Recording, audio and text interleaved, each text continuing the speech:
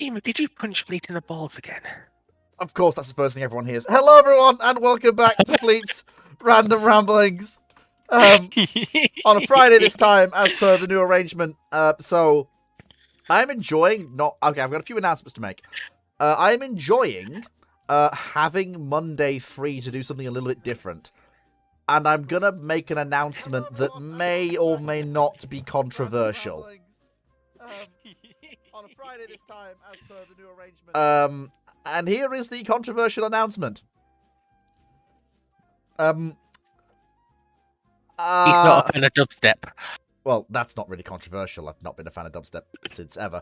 But I have decided that Fleet's catch-up ramblings will be run on an as and when basis. And most importantly, when we get to about 50, I'm basically going to stop running it. There's a reason for this. For one thing, I want to start cherry-picking questions as a general rule. This is simply down to the fact that there are a lot of questions that I look at and basically make me want to bash my head into a brick wall rather than answer them. And this is not naming any names, and I'm not singling people out, but put it this way, they are questions that I have to Google to answer and could have been a Google search to have them answered. So that's one thing. Secondly, there are certain questions that I just don't want to touch with a 10-foot barge pole, and I have to read them out to answer them and then say I'm not touching that with a 10-foot barge pole. Like the questions, Fox, remember we had on Sudan and that whole shebang. Which were just, nope, not touching that. Yeah, don't worry, it's a case of, we are not qualified to speak on this. Yeah. So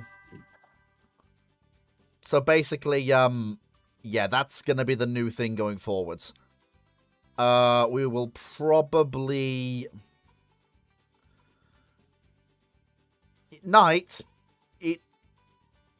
Shaping question... Knight, politely, I don't think you realise quite how good things have been here.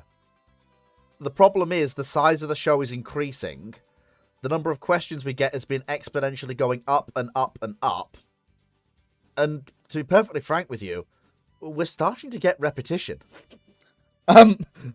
We're starting to get slight variations on questions we've had before. And it's happening multiple times. So it's getting to the point where, yeah, I'm going to have to start cherry-picking questions to avoid every ramblings going back and forward. And also, to be perfectly frank and brutally honest with you, it's my show. And quite frankly, one of the only reasons I keep doing it is because I enjoy it. The only part of this that makes me any money is the Twitch streaming side of it and Patreon, which still doesn't make enough to keep my head above water. So I have to make sure I keep enjoying doing this to keep doing it. So I will do whatever it takes to make sure I do that. I'm not being overly harsh, am I, Foxo, here? I don't think. Not really.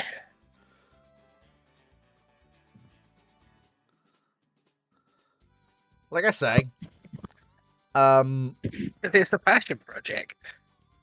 If you start making actual money, making actual commitments of it, then I would say it's debatable cancelling it. But there's a reason why the questions from Patreon will still always get answered on a Monday. They've paid for that right. Like that's completely fair. But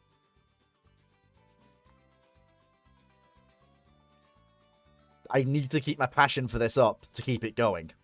Otherwise, it is, as I found over Christmas, if I'm tired or if I'm knackered, it became way too easy to cancel ramblings.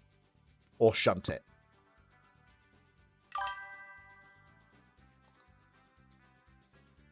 So yeah, things will be changing. But it'll still be enjoyable stuff, and there'll be a lot more interesting topics to talk about, especially on the Mondays. And you'll still get a ramblings.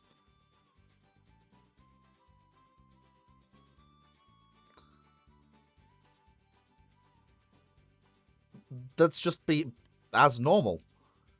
It'll just be curated with topic instead of okay, what's been in the news this week. Yeah, because we were getting that a lot. I think, from my perspective, there's only so many times you can answer the question on what's your opinion on the Type 23 slightly palette swapped and before it goes. We've answered this question. Yeah. So what politicians said ain't gonna change shit. Mm. That quickly. Yeah. Besides, look at Monday. Monday's ramblings flew by. I fucking enjoyed that. That was great fun. But anyway, let's actually get in. We've had 6 minutes on this. That's the announcement. We will, if we need to do catch-up ramblings, we'll do them as and when. And I think, if I'm not mistaken, we are currently on catch-up ramblings 45. So we'll keep doing the catch-up until we get to about 45 to 50, depends on when is a good clean point to actually cut it. Might even be after 45. Depends how I feel. But there will always be a ramblings in the week. It will just be slightly different than what you're used to. And I will be basically picking questions on whether or not I think they're going to be interesting to discuss and whether or not I think we've answered them before. Although, if it is an answered before question, I will query, have you asked, or can anyone remember if we've had this before? But yeah, so, and besides, if you want your naval history questions answered and also modern history and stuff like that, and what's been in the news, like, Dr. Clark's right there. He runs brew ships every week.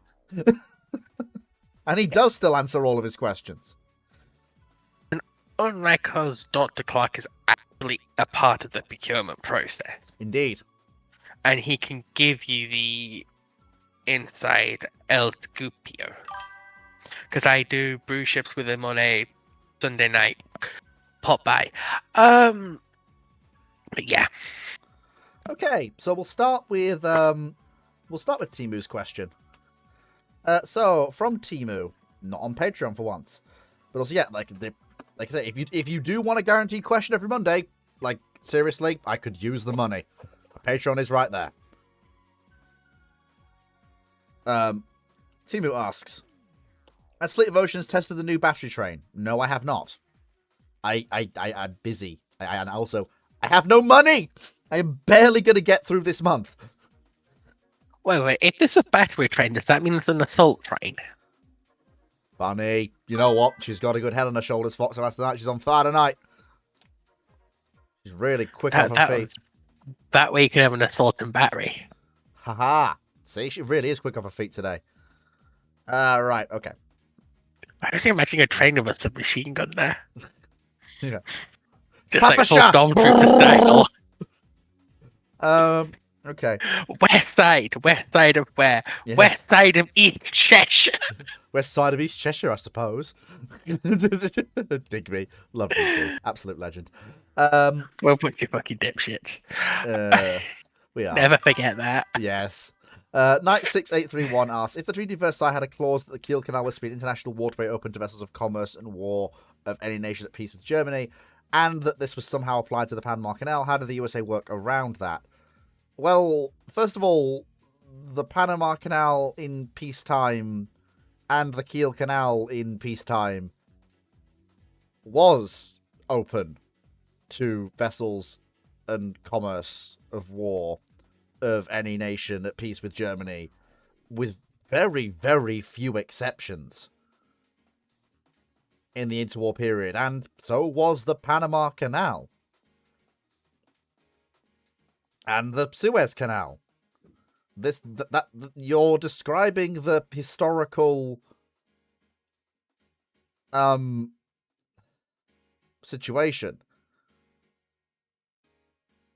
Well, Panama Canal is actually quite interesting because it's always had a toll fee to go through it. Through the Panama, through the organization that become the Panama,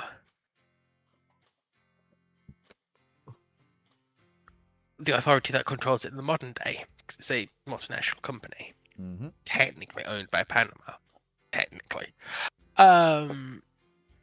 But they did have a part of the fee which was for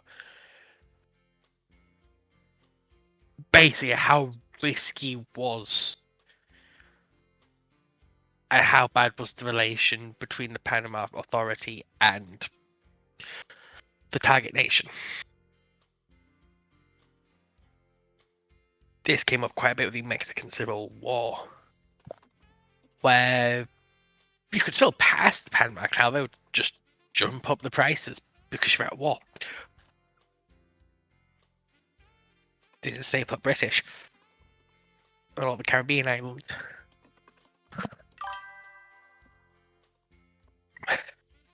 So they could not stop people, because something people would piss them off.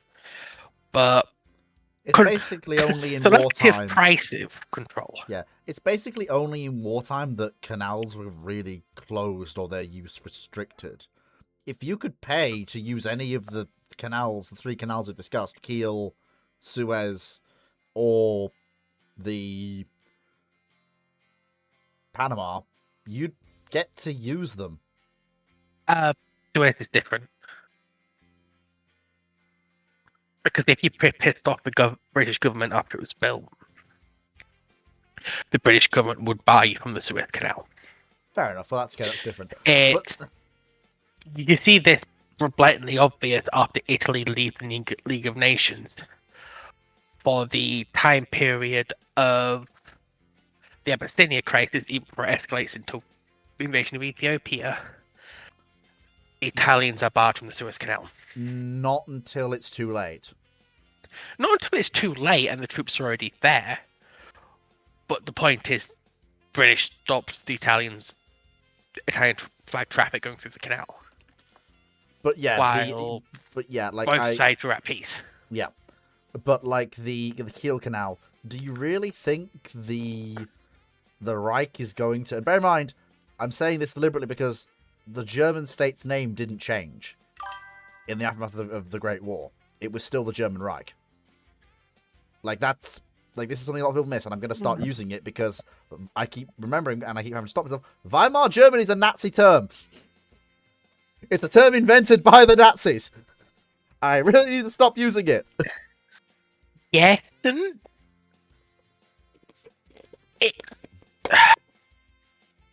it saw its first use by Nazi Germany, but it was also used heavily by post-war West Germany. Yes, but do I really... as a part of denazification? I mean, okay, yes, but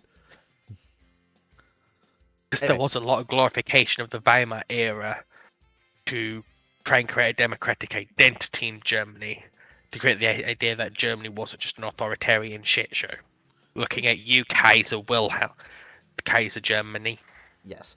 But yeah, so the Republican German government in the aftermath of World War One are not going to turn down anybody who wants to use the Kiel Canal for one simple reason: foreign fucking currency. Yes. Which the German state desperately needed. Now, don't get us wrong. By the first 40 years of its Kiel Canal's existence, all Danish traffic was barred from it. For obvious reasons, because the Danes vigorously opposed its construction.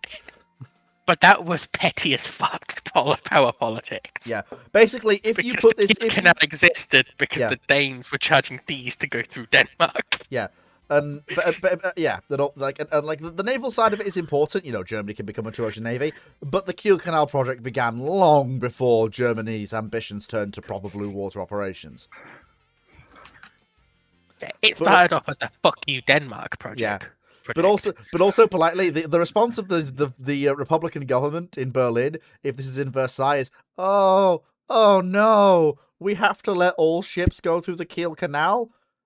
Oh no! Oh no! Think of all the money we'll collect from charging them. Oh, what a terrible shame this is. Oh, a violation of sovereignty. Oh no, this is so terrible. Oh, the Allies have gone too far this time. Meanwhile, secretly in the background, money, money, money, money, money.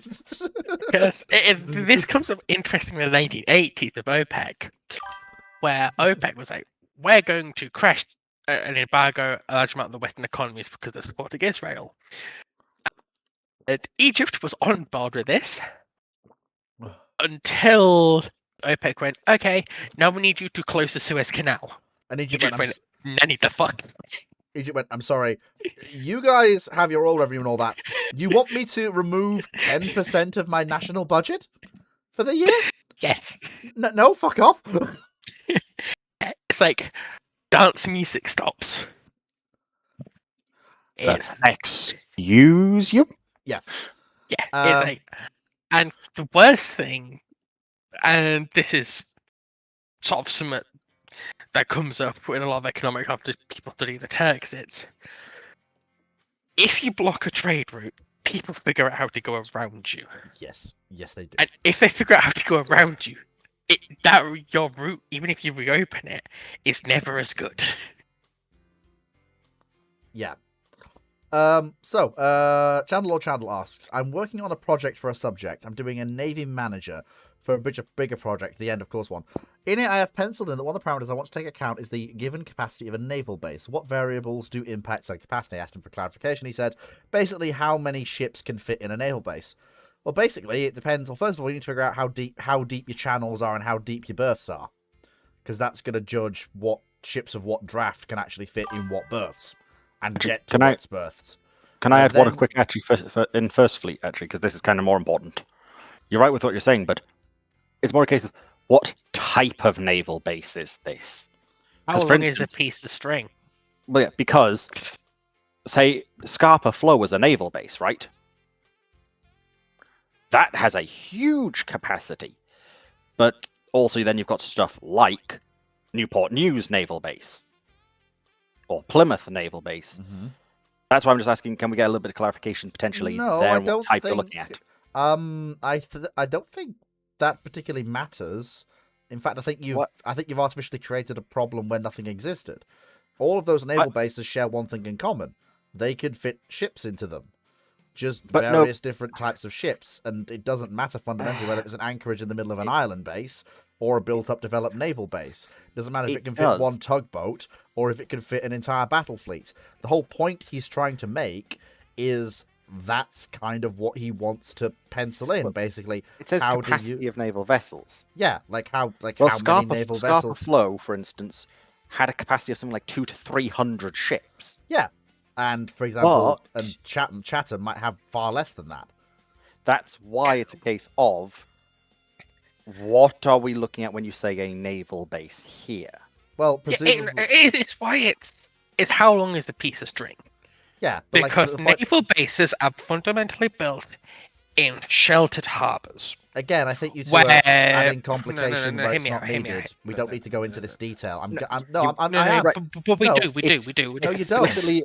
No, Fleet, it's explicitly for... No, Fleet. Sorry, but it is explicitly for coursework. It is, in my opinion, as someone who's done level 6, you do need to go into this detail. Yeah. No, we don't. Because this will decide the infrastructure you put there, right? But yes, but all we have to do is detail the requirements. All we have to do is go through, okay, draft, literal space within the anchorage. Okay. Let Fleet finish, Fox, and then I know what you're wanting to say, but just let Fleet at least finish, and then... Look, I kind of see where you two are coming from, but I also kind of don't. It fundamentally makes bugger all difference how big the natural size of the harbour... Well, it doesn't. But the point I'm making is, when it comes to stuff like draft, it's far more important to look at area of water, draft, and what facilities are available and what facilities you're willing to build. Anything else at that point fundamentally doesn't matter for what ships it can fit in. It does. Right. Okay, as you're aware, the ocean is not uniform in size. And depth. Mm-hmm. So, the capacity of a harbour will always be defined by the geography and the size of the sheltered area. Yes, that's what So I just this is said. Because most sheltered areas are very shallow. Yes, that's what I just said. Yes, give her a chance to finish, and and then that means you have a very limited area that you can actually dock ships in. Yes. The reason why I say Felixstowe Harbour has overtaken London as the main source of shipping in the UK is because it's significantly deeper and it can It's take where- very deep draft vessels. which is where you mentioned about draft previously, Fleet. Yeah. So that she is kind of tying into what you're saying here. So Yeah, no, that's- and well, so let it say take Harwich and the Harwich Force. The Harwich Force wasn't a naval space; it was the home of Harwich Force, right? Mhm. But the harbour at Harwich, despite having all the infrastructure required to maintain ships, Mhm. was only 6 meters deep at low tide. Yes. That means that anchorage Mhm. was unable to hold large ship. Was unable to hold capital ships. Yeah, I'm gonna stop you because Yes, literally so- all you're no, no, saying is what I've said, just more long-winded and full of extra crap that's No, not needed. what I'm saying is, so up until a certain point, you don't need to look at the infrastructure of what's there. You look at the geography of the place. Yes, which is part of what you said. Yes. Yeah. like the most important thing to look at. Basically, that's why I opened with it was depth of not only your channels, but the place you want to put your moorings, whether that's out in the channel or in the bay, or whether it's up against piers. That's the most important thing that matters. That's why I opened with it. But that's decided by how enclosed the harbour is. But yes, that's true, but that still doesn't really. I feel like we're Because both. you can't just no, right, because I think I understand what she's not quite saying is you're right, it is about draft. So but theoretically in a lot of places you can dredge, right? Certain places you can't dredge no, to try and make a better naval base. Oh no, no, Which I is wasn't. which is something you didn't necessarily bring up. Oh yeah, well I was gonna get to that, but we kind of went off on this tangent But before I could I finish. do right, it's why I would be more interested in a bit more clarification. Because what you're saying is right, Fleet. Like, so as you said, draft of location, type of channels are two very important variables. Yeah. But then again, technically speaking, a naval base can actually survive on a single channel. Oh no, I'm aware. It's Like, more just yeah, like, I know. I'm just it's more saying in basically just- general. I'm not saying this to you. I'm more saying that naval bases can work with just a single channel. But Yeah. ideally, you do want more, just because if say Yeah. a ship gets stuck in it, yeah. But to boil it down to the barest knob, and this is what I was going to go to before we expanded and put the complications in. That's what I was trying to do before we got into this step. Yeah, what I was as trying someone who's to done level 6, you need to expand it to contract it. You do, but you've got to lay the basic shit down first before we can even look at anything else. But what we're trying to get at is your 3 steps are geography, which then informs your channels and your depth under keel that you've got, depending obviously on ship. Then you've got your extant infrastructure, if any exists. Then you can put those two together to decide what docks where.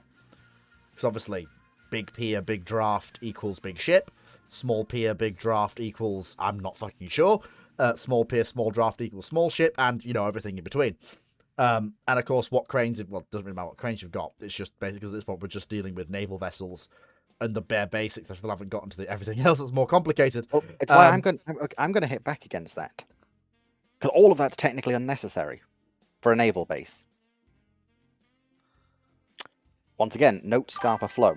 Yeah, this is why I kind of had to stop Did myself. actually have any of I know. Piers don't matter. It does basically purely come down to, as you rightfully said at the beginning, how big of an area do you have? How deep is it? Is there channels? And most importantly, especially when you start going back in time, is how sheltered is it? Yeah. So in say the 17, port and an 1800s, you want it anchorage. sheltered. Even way beyond this, until really modern period where you get really deep drafts and you can't have sheltered ports.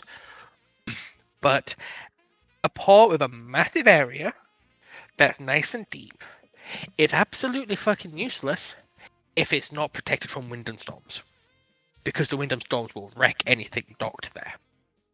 Yeah.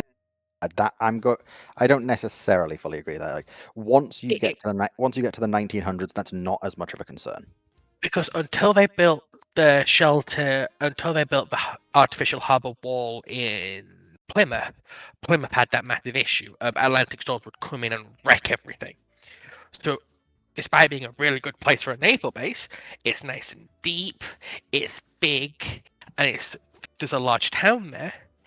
They couldn't use it as a naval base because it wasn't sheltered against storms and high seas. Yeah. Beyond anything else, a place that is sheltered from the high seas is the barest requirement. Although, to be fair, again, that doesn't really come into this since we're specifically just talking about capacity. Capacity. That's Yeah, the point. but I which get does- what you're does, saying. it does define capacity. It doesn't. Not Because no, how much of the area you have is sheltered dictates how many ships you can put there. This depends on time period, and again, no, because to be brutally honest, navies and civilian groups do just go, we don't care about how unsheltered it is, as long as you're not having a wave which makes the ships keel over. It That doesn't is matter kind at of the what end of the she day. means. That is kind of what she It- means, though. But No, it's yeah, only they but get in the Dragon most counterpoint. extreme of circumstance. The Fleet. groups that say that tend to then wonder why their insurance premiums are going to the fucking roof and they're going out of business. Companies that actually care about this stuff, it's how companies like Maersk got so big, because they cared about where they ported and docked their ships and put them in storage. We have different opinions on Maersk then, because I've seen a lot of the Anyway, stuff about Maersk, and they don't care. Before we get massively move off on. topic, yeah. But anyway, we hope that little diatribe that we've been down has given you some food for thought. Anyway, hopefully that's giving you something to think about and look into. We hope that's helped. Bonewheel Boy asks, in a scenario where Mussolini joins the Allies in 39 or stays neutral throughout the war, maintaining fascist control over Italy, would the Italian monarchy outlive Vittorio Emanuele? Or would Mussolini assume total control as he always wanted?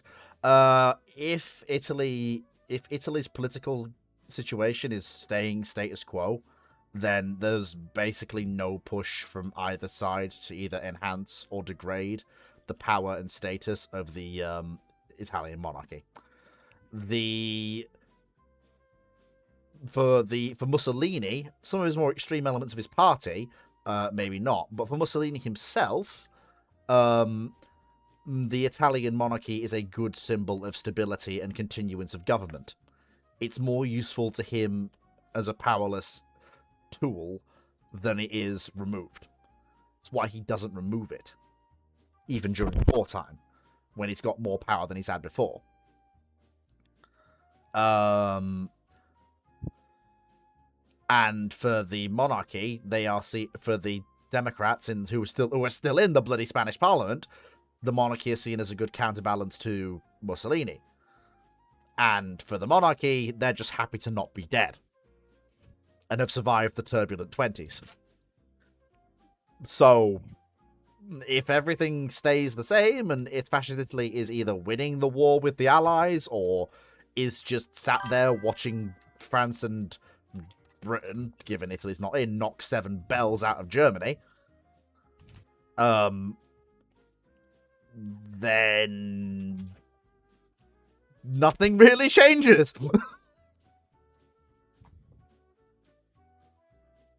Anyone else have anything to add to that? Yeah. Because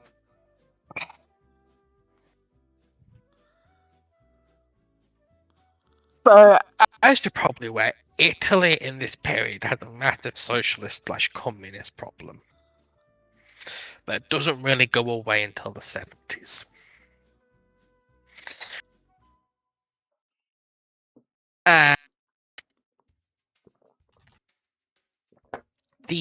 One of the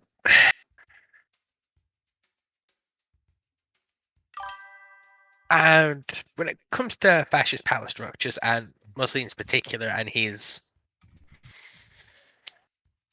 cult of personality, I think would be a good way of putting it. It's a case of if this goes on too long, it's likely the Spanish monarchy doesn't survive Italian. the collapse of. Sorry, Italian monarchy doesn't survive the collapse of fascism.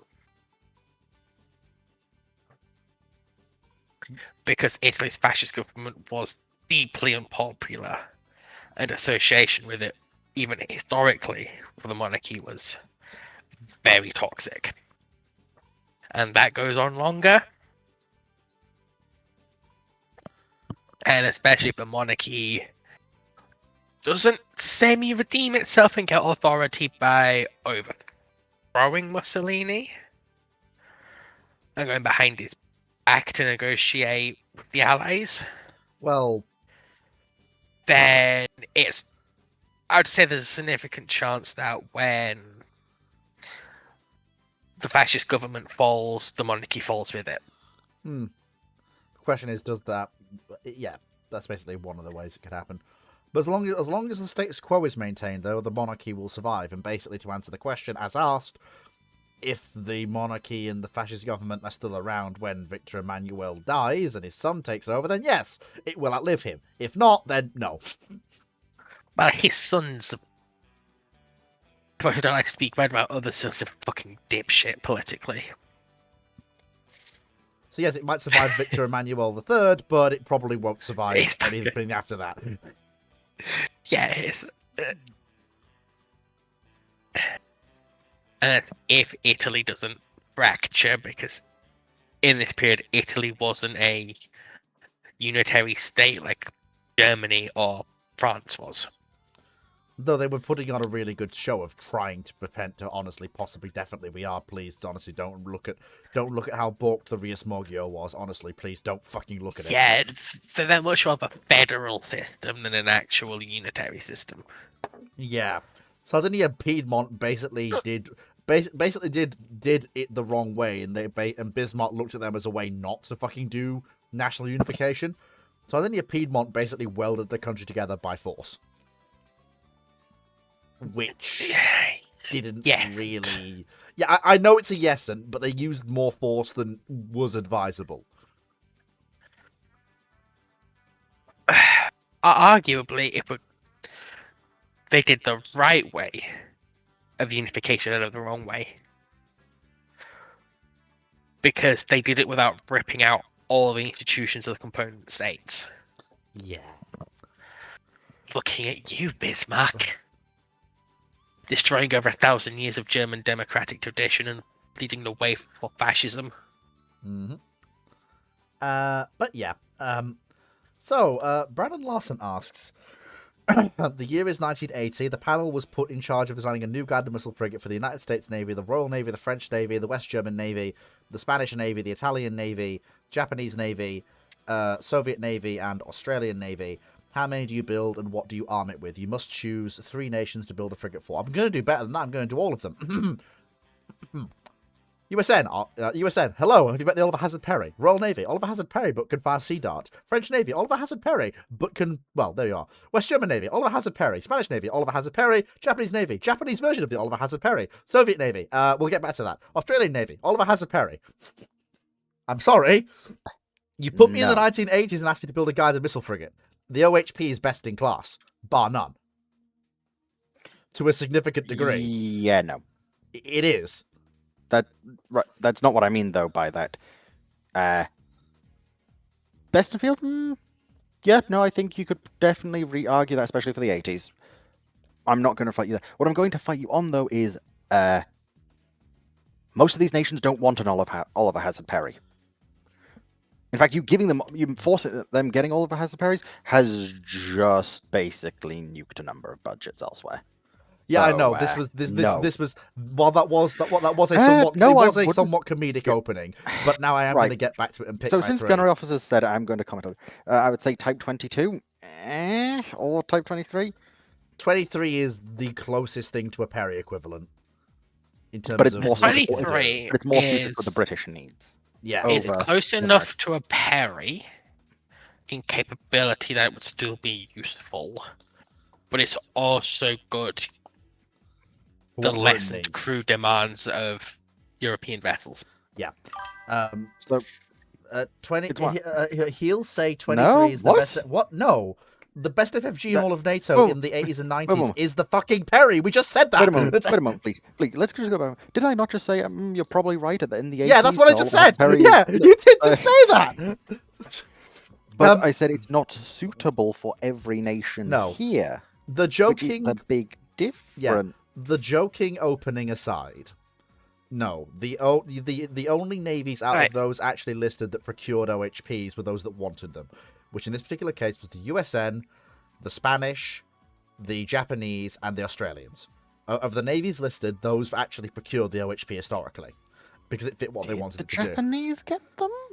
I might be Turkey, Australia, Bahraini, China, Egyptian, Pakistan, Polish, Spanish, Chilean, and US is what I'm seeing. I'm sure the Spanish had an OHP derivative. I'm fairly certain. Okay. They looked at Mexico, Thailand, and Ukraine, but they never got them. Yes, sorry, the Spanish did. The Santa Maria. No, but well, why would said they use Japan, NFR 90? Typical gunnery officer. So The advantage of a ship like the Perry is the fact that they're mass produced. From a pure combat capability, nothing stacks up with them unless you jump to a back Because here's the thing in this with period. yeah, because the thing with So, sorry, can I Foxo, yeah, finish? go on, yeah. And so if you look at it from a purely, we want a combat asset, you get a Perry. Type 23, NFR 90, Type 22, they don't fucking matter because they're a lot less capable.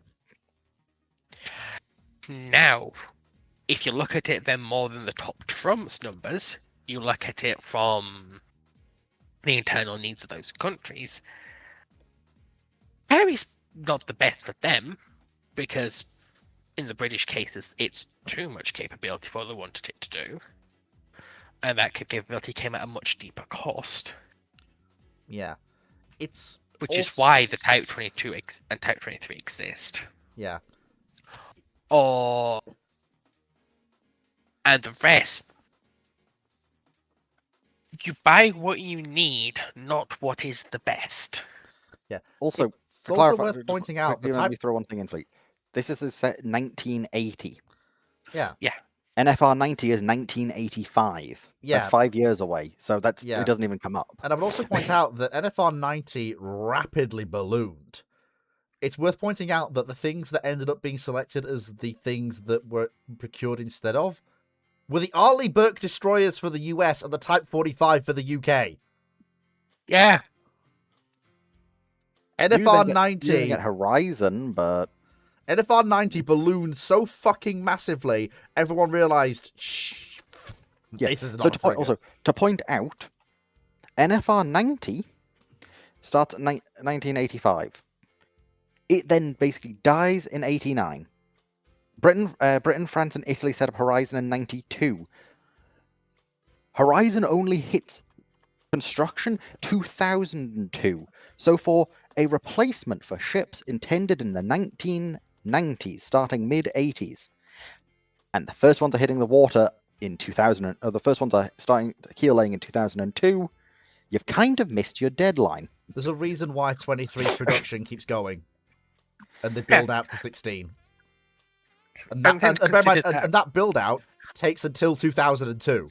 23 is built from first keel laid in 85, last keel laid 99.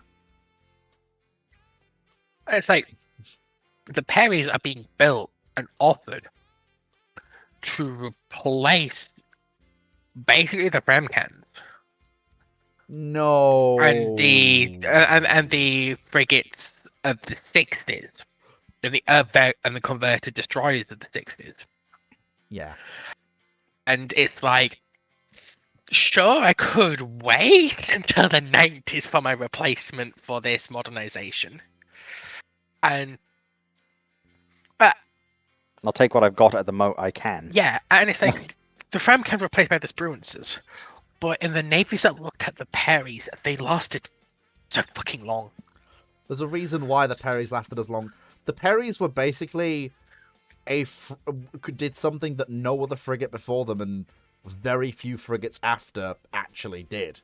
I think the Horizons some of the Japanese frigates came close, they were true survivable air warfare combatants. A Perry could lock SM-1 MR out to a significant range, and that meant that a Perry could do what none of the other frigates in USN or anyone else's service had done before: provide credible air and missile defense to a convoy or a task force. Well, not on its own, but you know what I mean. Well, yeah, I think it's relatively complicated as a question of, because every nation will require things like that. You might have stuff that is, intermixed, but especially in the 80s, you're already going to encounter a problem. It's part of the reason why NFR 90 dies is France basically says, if it doesn't have Exocet, we're not joining. Britain says, we don't really like the idea of not having any close-in weapons system because of a small thing called the Falklands. The US was pushing for its missile. It suffers the classic problem of, this doesn't work. Yeah, 'cause a number of the nations wanted AMG-84 Harpoon, but France basically said, if we ain't getting Exocet, we ain't joining. Yeah. So you might be able to have some modularity between nations. Not too much overall, I would say. Yeah. It's important to bear in mind that the 80s are the period when the naval battlefield changes again. Missile salvo weight massively increases across all sides.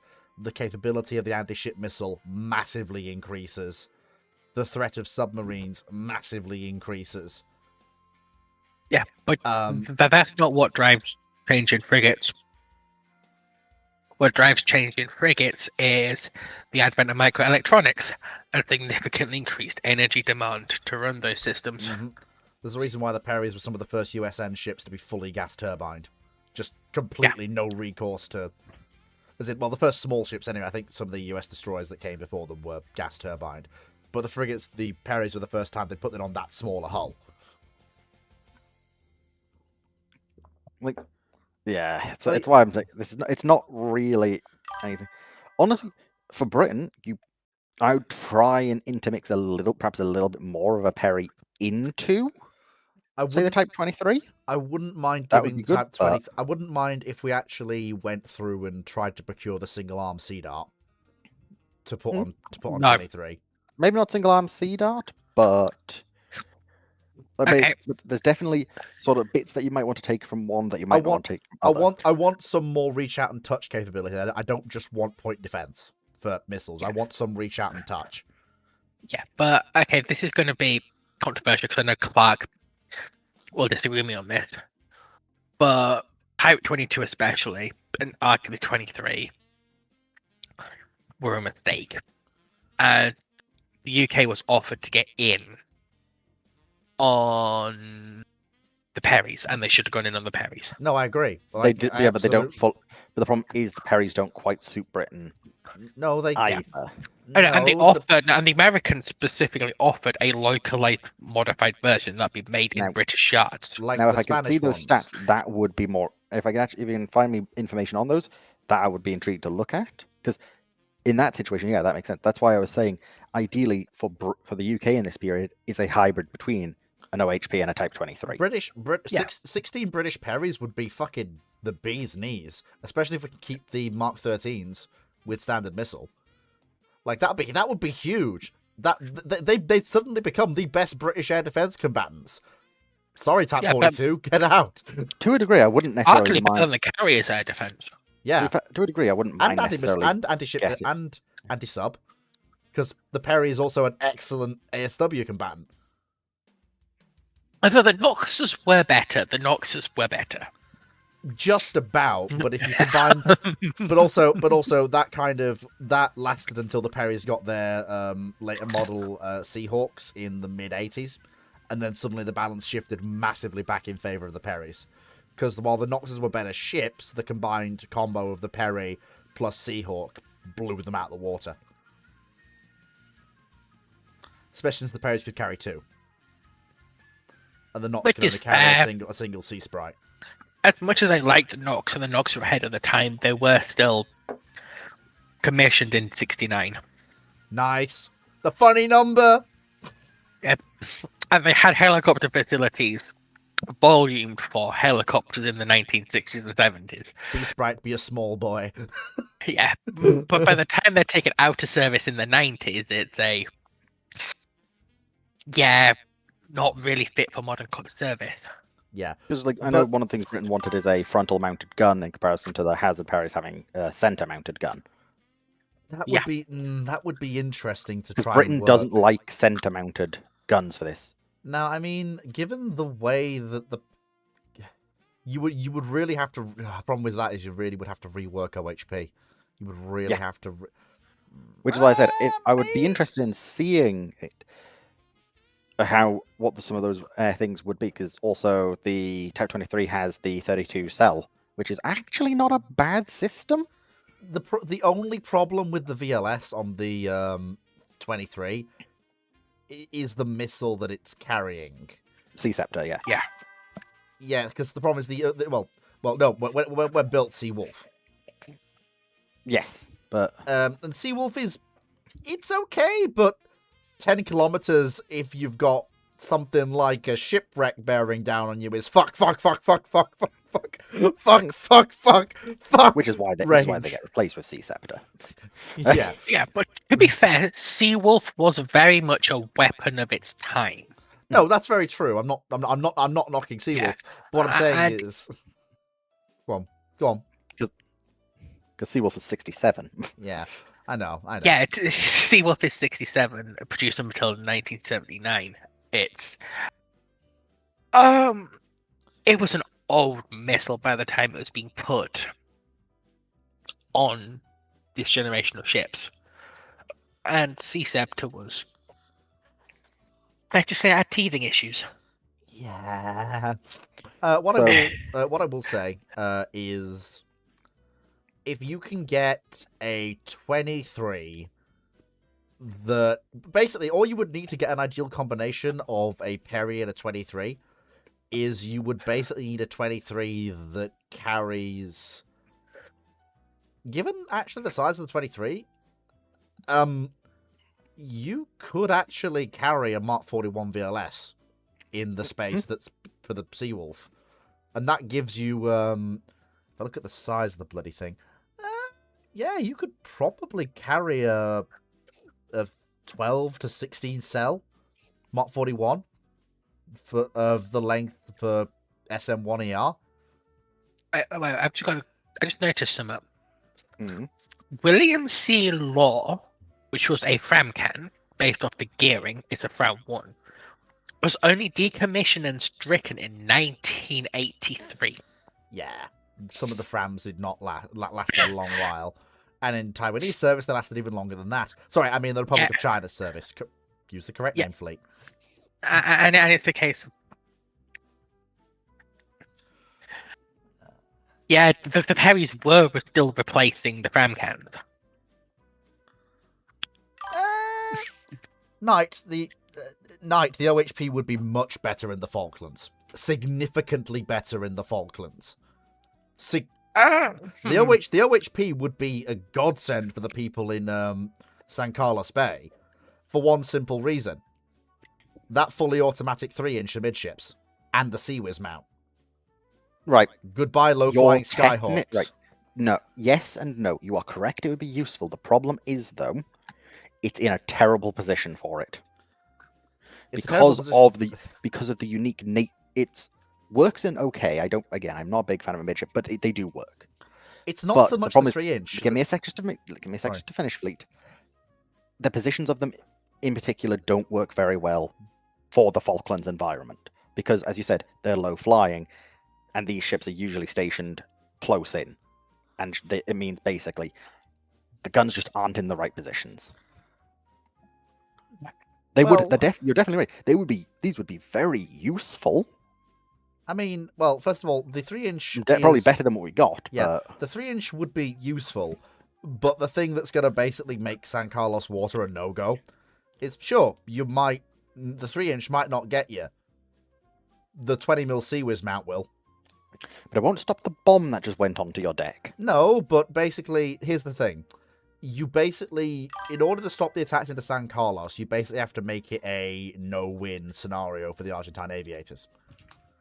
And if you have those ships, you've made it a no-win scenario. No, you haven't. So it would be absolutely brilliant in the run-up to San Carlos Bay. It would arguably be better than what the Draw Navy had. I agree with you there. The issue is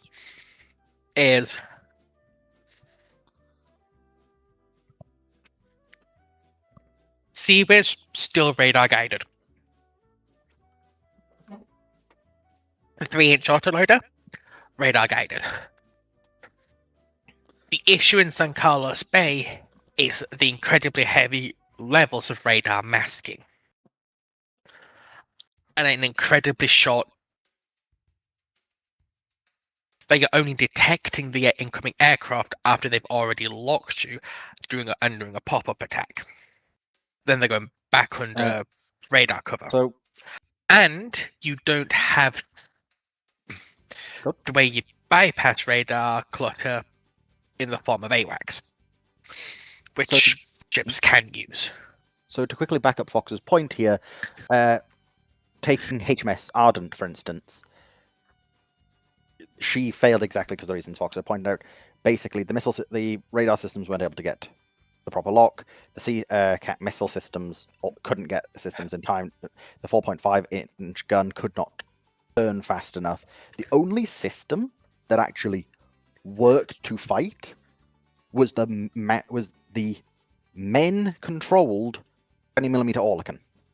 Is the only weapon that they actually had any hope of working with, and were the only weapon that was deemed successful, even if they failed. There is one small thing working in the Perry's favour that everyone does forget about the Phalanx. It's manual control mode. The Phalanx can be manually guided. And how long does it take to manually guide a Phalanx? You switch it into manual and you take over control through the camera, I think.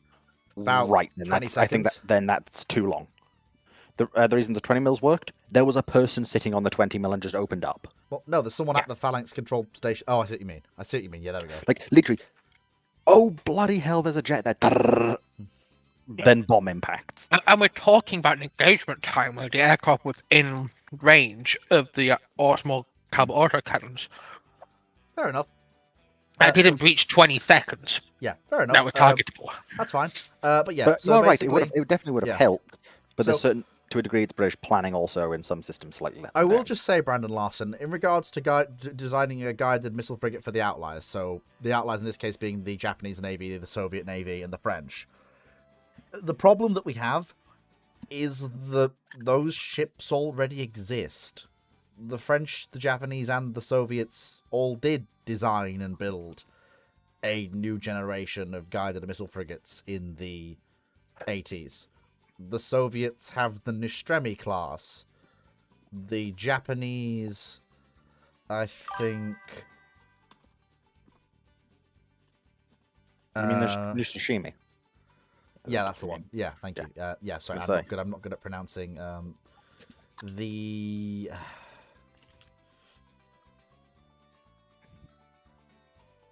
I'm just trying to see, because I think they also have DEs as well. Honestly, the Nishishimi is kind of cute. Yeah, the Japanese have DEs, and the Megamis are their first frigates for a while that they call frigates. But the Japanese did actually have a lot of destroyer escorts in this period. Oh, it does have that cute little missile system. And they also have things that should really be called...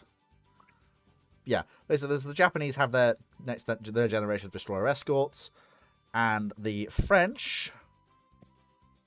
We'll say we're looking at our own things, and then probably work with the Italians and not buy anything till 2000.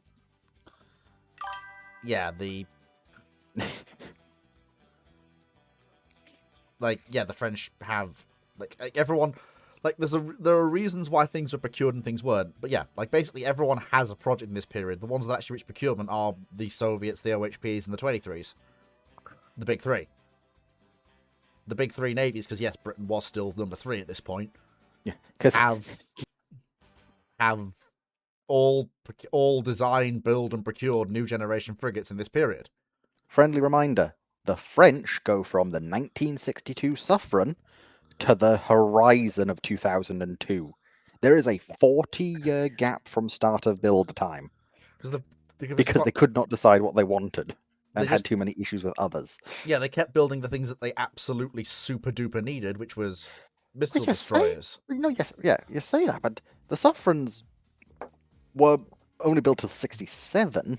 I know. But yeah, either way, yeah. Anyway, so do you want to move on? So 1971 asks, of the Queen Elizabeth preliminary designs, why were the papers destroyed when the Queen Elizabeth class wasn't as spectacular as hoped? What? Wait, sorry, what? That feels loaded. I don't. I have no idea what you're talking about. Specify which Queen Elizabeth here, because that is both the dreadnought and carriers, and both of them had interesting. But I'm pretty sure we've got the preliminary designs from both of them still. Yeah, Okay. And also, it also politely, even in this case, both of the Queen Elizabeth preliminary designs, do you have any idea how many preliminaries were done for both the battleships and the carriers? Well, in particular, the carriers though settled on 3 designs, is what I'm thinking, because you've got the smaller one, you've got the one we got, and then you've got the bigger one. And how wonderful it would have been if we got the bigger one, but there's other things at play, which, yeah. But do you mean the battleships? Your money's on the BB class, says the Chandelord. Yeah, my money would also be on the battleships, but also, I don't know what he's talking about. Because me and Fox have had a lot of interesting discussions on it. Okay. What papers destroyed and stuff? I might know what he's talking about.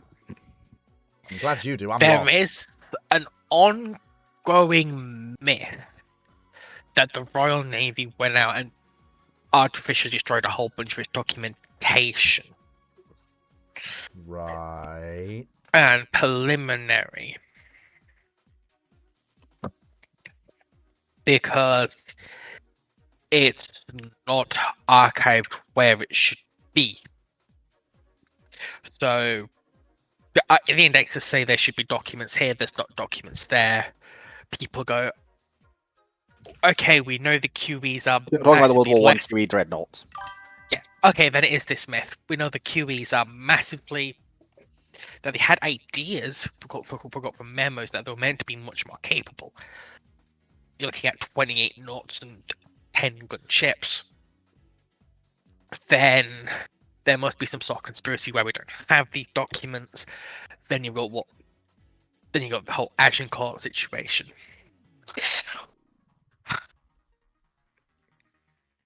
As I recall, there wasn't it proven that a bunch of those were lost to fire. Is the problem? Yeah, and there's all this conspiracy that the fire was a part of the cover. It's a part of the. Right. But also, how can we review what we don't know exists? Right. Okay, because we know it existed here. Because it's indexed from the period, and they are referenced in memos and internal communications. So we know they existed. We just can't find them. No, but it's more the question is phrased. Bearing that in mind, let me just reread it again. Yeah. Of the Queen Elizabeth preliminary designs, why were the papers destroyed when the Queen Elizabeth class weren't the spectacular advance as hoped? That question's doing a lot of assumptions. Yeah, that's where we're going. That question is parroting a myth, and I'm explaining the myth. That's also the question. I will point out we actually do know some of the preliminary designs. Yes. I don't. It's... As you know, QEs are some of my favourite classes.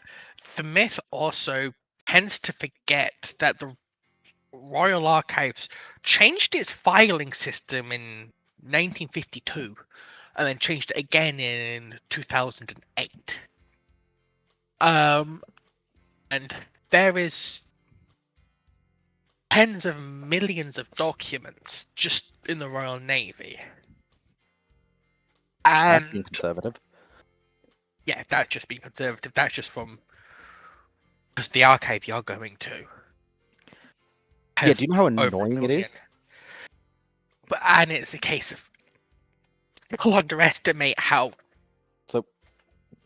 archives, unless it's in a very, very commonly accessed part of an archive, are absolutely fucking nightmares to navigate. Knight's saying a myth they haven't heard, and also what fire. So the Royal Navy and a couple of other archives have had issues over time, where a couple of them have had fires. They're not exact. If I recall, I don't remember the exact things, but there has been sort of, these documents have been lost. And another problem that occurred, I believe, also Dr. Clark's mentioned this, and a few Drax mentioned it, and other historians said as well, which I know the problem is with paper. Paper degrades. Also, especially, Okay. give me a sec, Fleet. Especially when said paper was not correctly stored to begin with. And this has led to a number of documents becoming really deteriorate over time. Yeah. Okay, so I'm just going to say something quickly.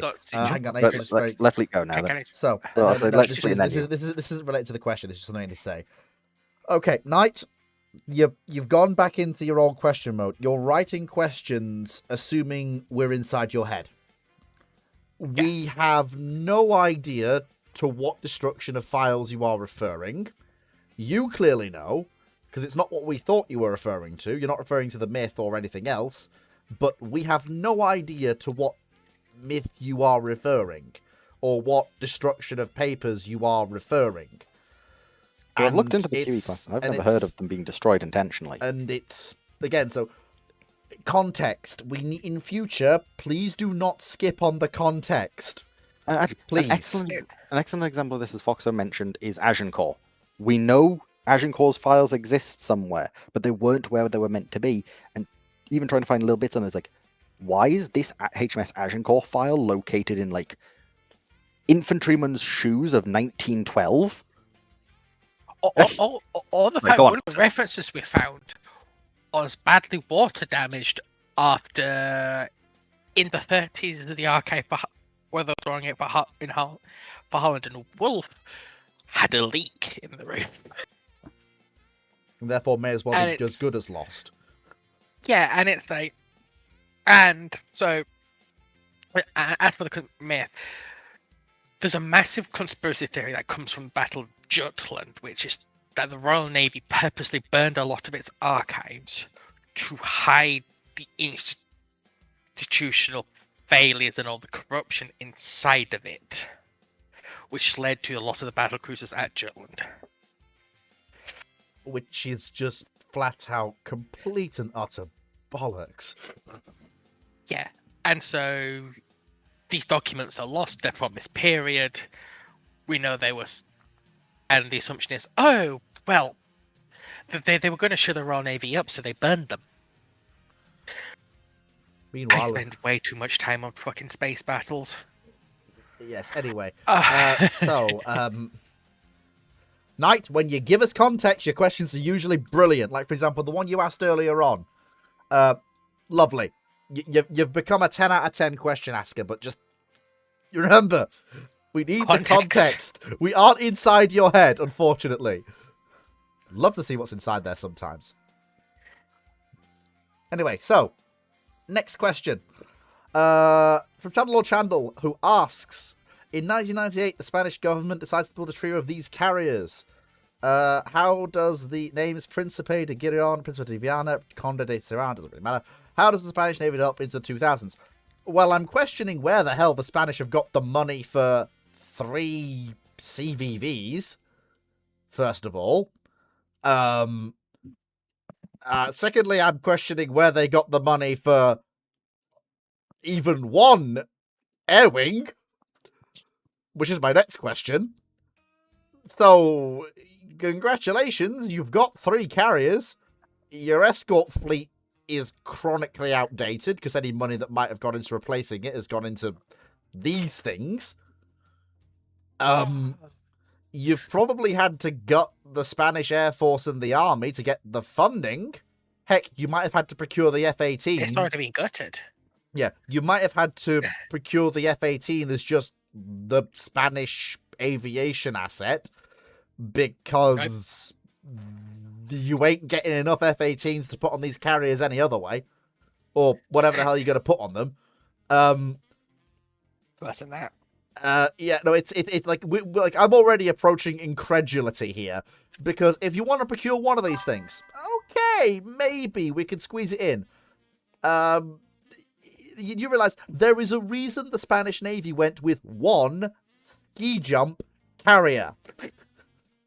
Yeah, so what year is this specifically? 19 right? 1998. 88. Then, okay, Spain's slightly recovered from from one of the biggest economic crashes in EU's history. And that is the economic crash that came after the fall of the Berlin Wall and the reunification of Germany, which crashed the European economies. The Spanish economy wouldn't start recovering until the early 2000s. Then what happens to Spain in the late 2000s? Wait, what happens to the world? Well, Spain and the world's economy in the late 2000s. Oh boy, it appears to be that wonderful thing known as the Great Recession. Yes, stock market go bang. Thank you, America. Thank you, fucking neoliberals. Thank you, Bernie Madoff. Seriously, why the fuck they get trusted a guy called Bernie Madoff? I don't. It's not like funny. deregulating the financial markets and the real estate markets didn't cause a massive collapse last time we did it. That almost collapsed the federal government. And it's almost as if, you know, we don't have every economist that isn't in on it screaming at us not to do this, which they did. They could put that BlackRock made their money fucking short selling it. Yep. The only people who were actually basically every sane economist was basically saying, don't fucking do this. Because they were the ones who weren't in on it, because they assumed that to do something so self-destructive would ruin their reputations forever. Because, you know, you'd never trade on Wall Street again. They underestimated just how fucky Wall Street had become, and how little people cared about reputation anymore. Yep. And the fact that people weren't actually reading the mortgages and the credit rating mortgages they were actually buying. Always read what you buy. Yes. But and so Spain got kicked in the dick when, especially with coal, because they were a massive coal exporter from southern Spain. When Germany reunified, because Germany crashed the price of fucking coal when East Germany came in. Yeah. And the Berlin Wall opened and the Poles started selling a shit ton of their coal on the European market. Yeah. Very cheaply. Yeah. Luckily the Spanish were able to fall back on their iron ore reserves, which were pretty good quality iron ore, but they had to readjust to that. They had to go from and it massively shrunk their fat on their economy. And Spain arguably has only just started to recover from that as of the past 5 years. They're not getting 3 carriers. Yeah. Do you want to know the funniest thing? If Spain decides to try and build these things, and they somehow succeed before the economy keels over, but then they can't afford to keep them, I can have an interesting idea in my head. We have three Spanish CVVs, right? Conventionally powered. Yeah. That can take standard American aviation. Carrier aviation. We have a Britain that has learned the lessons of the Falklands War, but is saddled with 3 Invincibles. And the Harriers to go on them. But they're much cheaper to operate because of the lack of calobar than these ships are. And the British have the Harriers to go on them. I think you can see... British don't buy them. No, it's not buy, they swap. The British swap the Invincibles for these ships. Basically, the Spanish get ski jump carriers, the British get paddle bar back. Why? Why? Because the British economy has also just been nuked by the reunification of Germany. Yes, it has been. But if And you've got then both, the fall of the Berlin Wall, and then the fall of the Soviet Union, the Invincibles were kept around so long because the state ran out of money. no, I'm aware that this is what I'm saying. It's not. We're not talking about money changing hands here. What we're talking about is basically a kit swap. Because one side can afford to keep these running, and the other side can afford to keep. So the British can afford to keep these going. The Spanish can afford to basically have one invincible and put the other two in deep storage. The British can afford. I think so. We're doing the carrier question. Is this one then? Right? Yes, Okay. it's also up on the live. These that's why I was like, wait a minute, because like I'm aware. Like World War One, World War Two Germany. There. Look, I'm aware that these are not ideal for what the British need. However, what they are is they are much cheaper than what they're even cheaper to operate and maintain than CVA-1. Heck, they're probably even cheaper to maintain than the bloody Invincibles are. But the thing is, for the Spanish, it's a lot cheaper to deck qual ski jump pilots and Harriers, and it's also what they're used to, which they can then fall back on, rather than having to work up new air wings. So what you'll probably see a gradual. Whereas for the British, it's the opposite. Yes, the British have qualled up their fighters, their air wings on ski jump carriers, but there is the institutional knowledge just about of Cato Bar aviation still in the Royal Navy. So they can also do the same thing. They can requal fairly easily on Cato Bar. And after the fucking Falklands, they're going to want to. Especially if the Spanish are willing to do a swap with very little money changing hands. Our 3 ships for your 3 ships. But the Spanish have a much better option. And if only there was a country that wanted carriers, they wanted carrier knowledge, that had been, because of how its economy is structured at this time period, was very insulated from the American Wall Street crash, that had just bought a pair of very subpar carriers and were in the market to try and get the French one, and would actually be willing to pay money for it instead of a swap. I think at least 2 of these go to China. Because China would be willing to pay for them. Yeah. They want carriers. Yeah, these are very small carriers. They are, but if you think about what the Chinese want, they're fucking ideal. But they're better than the fucking... This starts Russians. Starts them on Cato Bar. And also, given the Franco-Italian and American systems on these ships, the Chinese have experience with French, Italian, and American ships. They've operated them. They're very familiar with a lot of the systems on these ships. More familiar than they are with some of the systems on the Kuznetsov. It's why it takes them so long to get them running. If these arrive heck, honestly, the Chinese would probably pay through the nose for all fucking 3 of them. Right, give me a moment.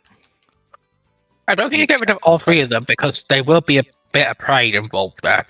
So the Spanish have built these themselves, yes. Yeah, so probably keep 1. But, yeah honestly, that starts the Chinese out with 2 CVVs, which means you can learn recovery and launch at the same time. Since one of the things that the CVVs have that the earlier sea control ships don't is you'll notice how the cats are arranged. You can do simultaneous launch and recovery on a CVV, whereas on the sea control ships that these were inspired by, you only have 1 cat. You can't do simultaneous launch and recovery, so they can learn that about modern carrier ops. You can run the full range of carrier aviation off these things. Fighters, strike, anti-submarine warfare, and AEW. It just, these carriers are tiny. No, not really. Yeah. I'm looking at, so this is meant to roughly be to scale. They have an internal hangar capacity if you go full aircraft of about 14 planes. That's absolutely fine. That's perfectly fine. But the thing is, that's 40. That's debatable. No, but I want you to bear something in mind here. The Chinese Navy has a very Soviet throw weight, even in this period, when it comes to anti-shipping munitions. And they also have maritime strike in the form of H6s.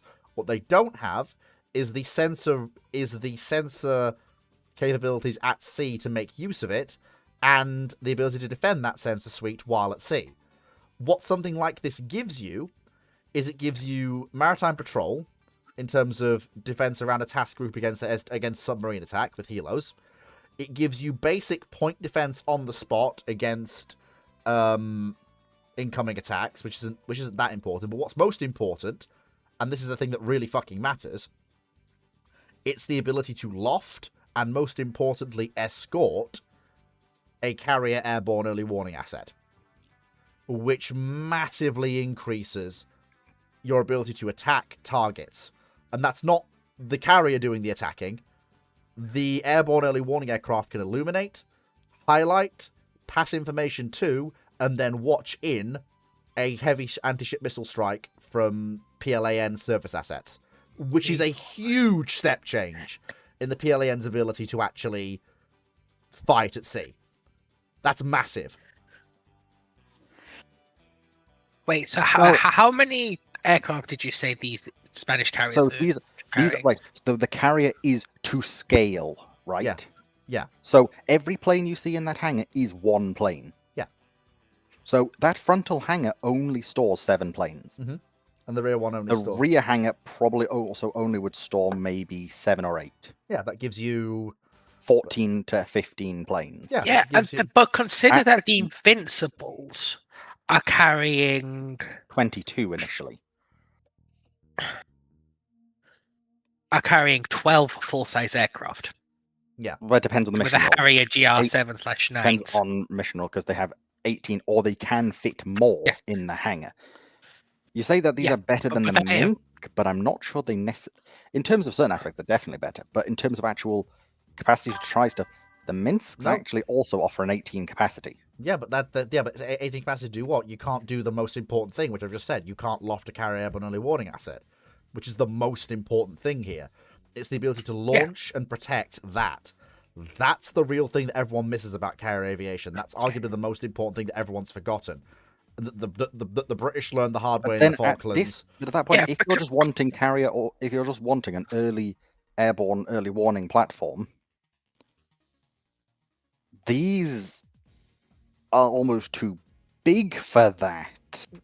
If you're it's literally not- just Yeah, wanting okay. it No, it's purely not. It's for not that. just. It's not just the capability to launch it that matters.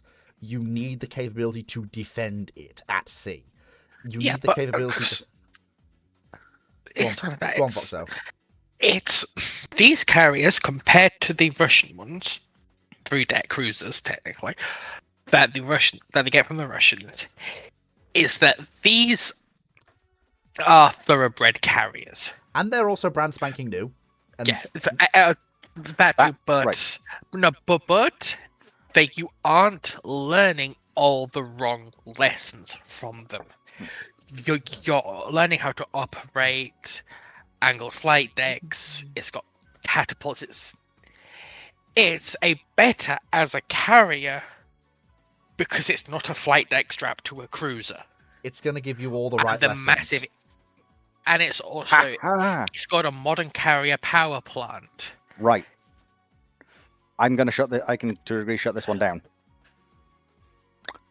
I've just noted the designation of this carrier is BSAC 220, right? Mm-hmm.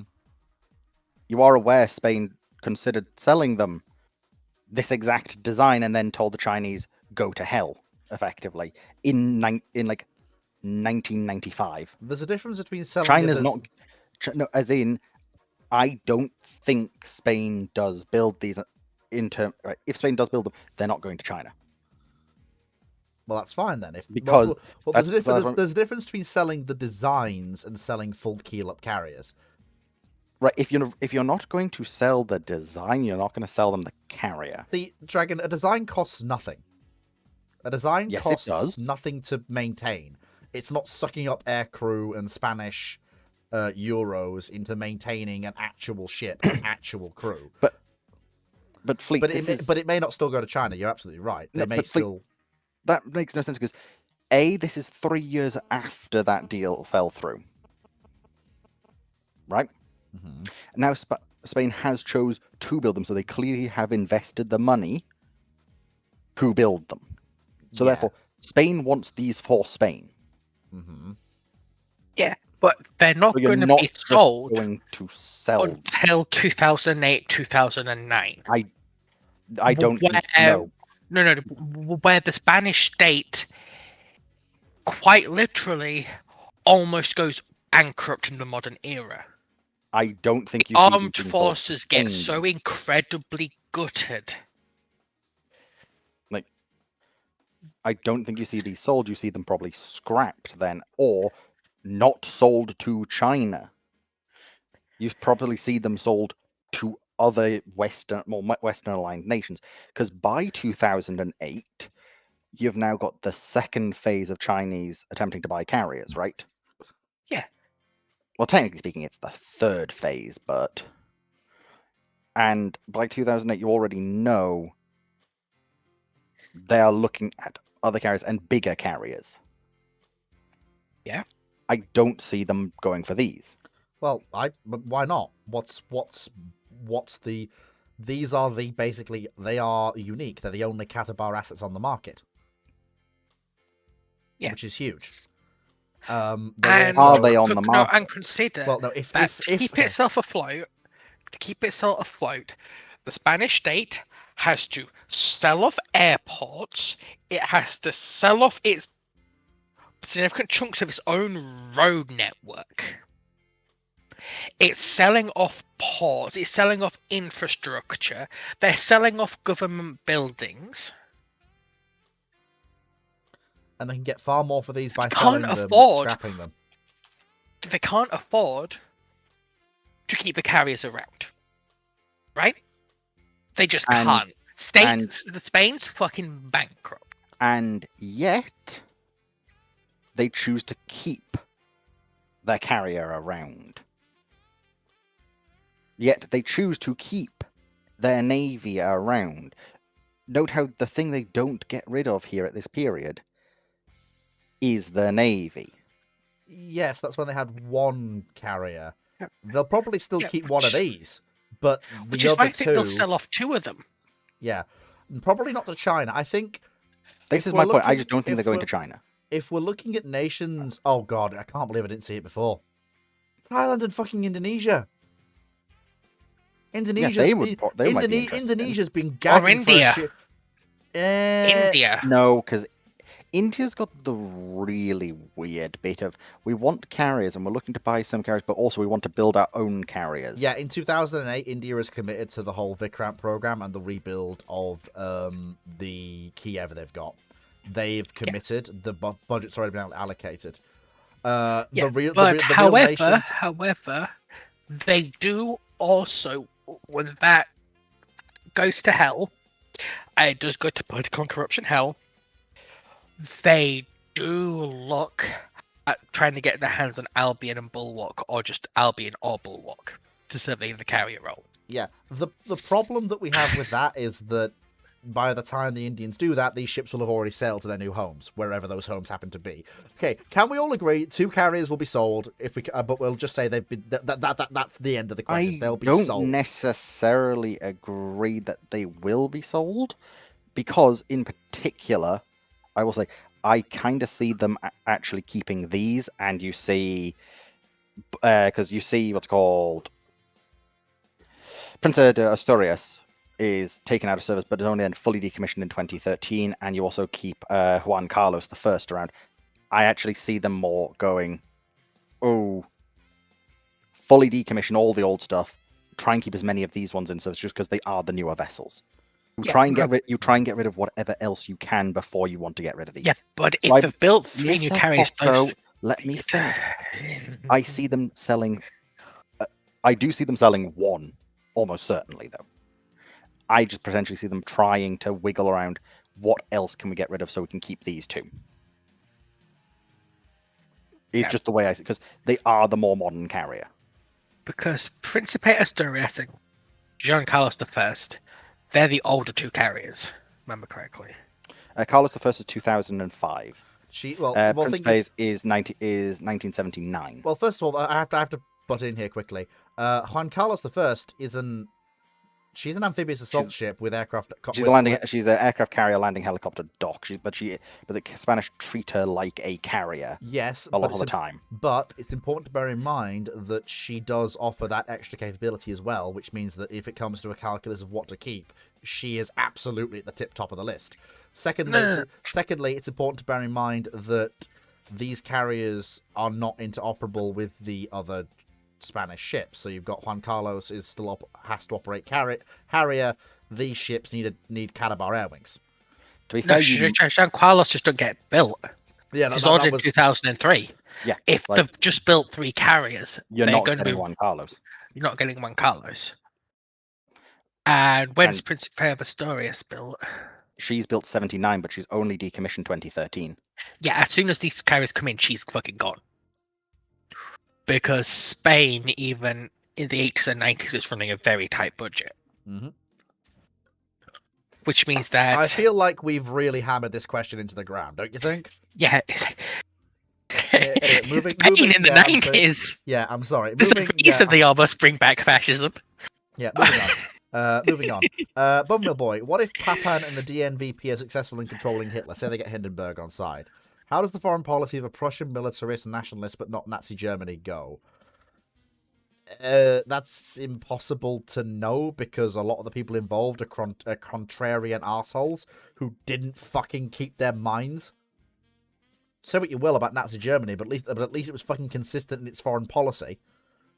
The one thing that Germany prior to them fucking wasn't was consistent in foreign fucking policy. Yeah, but there's 2 words that should tell you exactly how it's going to go. No. Prussian nationalist. It doesn't... That fun Prussian militarist nationalist, the problem is that, yeah, the current flavour of the month in the Papen, DNV and Hindenburg government was Prussian militarist nationalist. That was the current fucking flavour of the month. Then the month after that, it would probably be peaceful. Then the month after that, it would probably be economic. Then the month after that, it would probably be fucking back to Prussian militarism. The problem with the fucking German government, that if it's not fascist, if you don't get the rise of Hitler, is that there is no fucking foreign policy. There's just survive until next month, then we'll think about what we're doing. This is the problem. Until you get one clear victor in the game of German politics in the 30s, there ain't no fucking foreign policy. Here's the thing, Blake. Nazism is a direct child of Prussian militarism. I'm aware of that. However, the problem, as I'm saying, is this state will be Prussian militarist nationalist for about a month. And then it will change. Again. Because if it actually manages to keep control of the government, you get a different flavour of Nazis. No, that's not... Because the people who are the nationalists, and I'm going to use period correct version of nationalist, so national expansionist and revanchist. In the Prussian government, because Germany rearming and kicking the shit out of its neighbours was a growing movement under the Weimar Republic, because of revanchism, because of fucking Bismarck. But you're just going to get a different flavour of Nazis, because you've got a state whose power structure is all tailored towards authoritarianism and being a unitary state, where one person or a small cabal have control of the entire state.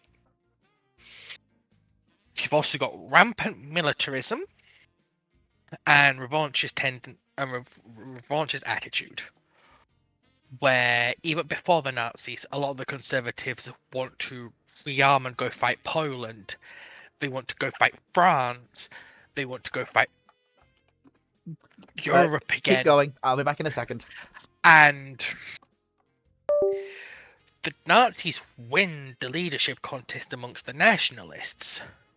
But those were common ideals amongst the nationalists in Germany.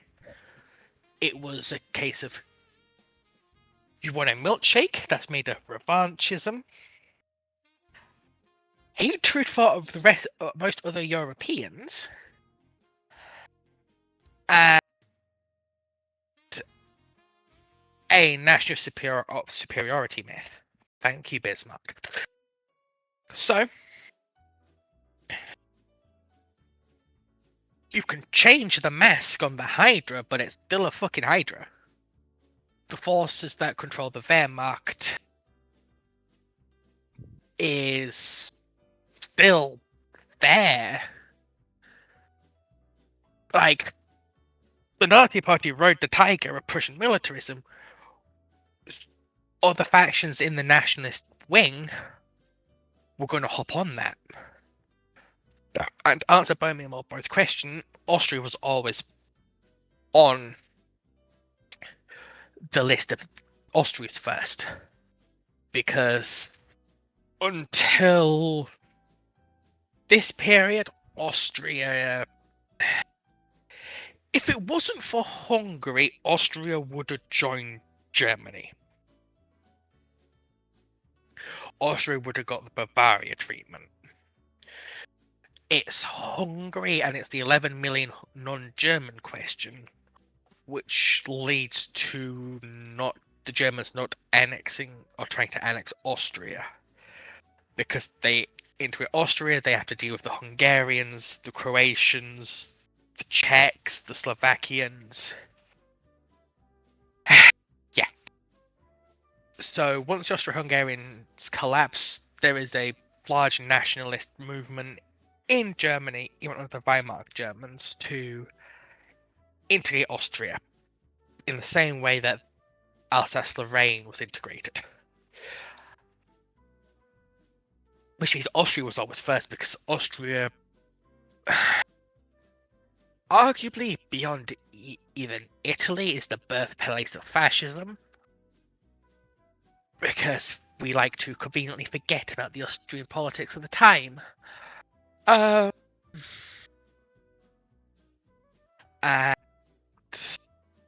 after World War One, there's a massive amount of the economic crash. There's a massive amount of pan-nationalism in Central Europe. The Czechs and the Slovaks start fighting. The Czechs and the Sudeten Germans are another good example of it. And it comes down to the fact of, because of the nationalism in Germany, it's going to kick the shit out. It's going to annex Austria. It's going to kick the shit out of the Czechs for the two Sudeten Germans. And then it's going after Poland after that. And then baby France. Because it's the line of how easy those things are to do. The Austrians, you can roll. The Czechs will put up a fight. The Poles are much more. Okay, right.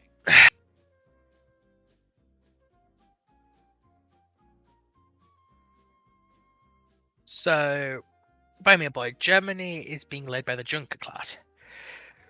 The Junkers, they were nobility, but they were also controlled the army. And they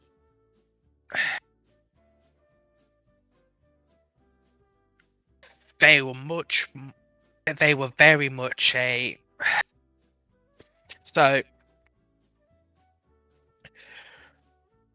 before the Nazis raced to power, the idea of Lebensraum still exists, because you've got stuff like the German settlement by the Burghers and the Junkers much earlier, the settling of the East, because it's a continuation of that idea, which goes back to the Middle Ages, which is where you get stuff like the Baltic Germans and the Prussians, because German nobility going out to conquer and Germanize area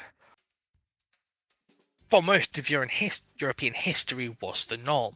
It happened in parts of France, it happened in northern Italy, it happened in Hungary, it happened in Poland, it happened in the Baltics, it happened in Denmark and to some degree Sweden, and it happened partially in Russia. Which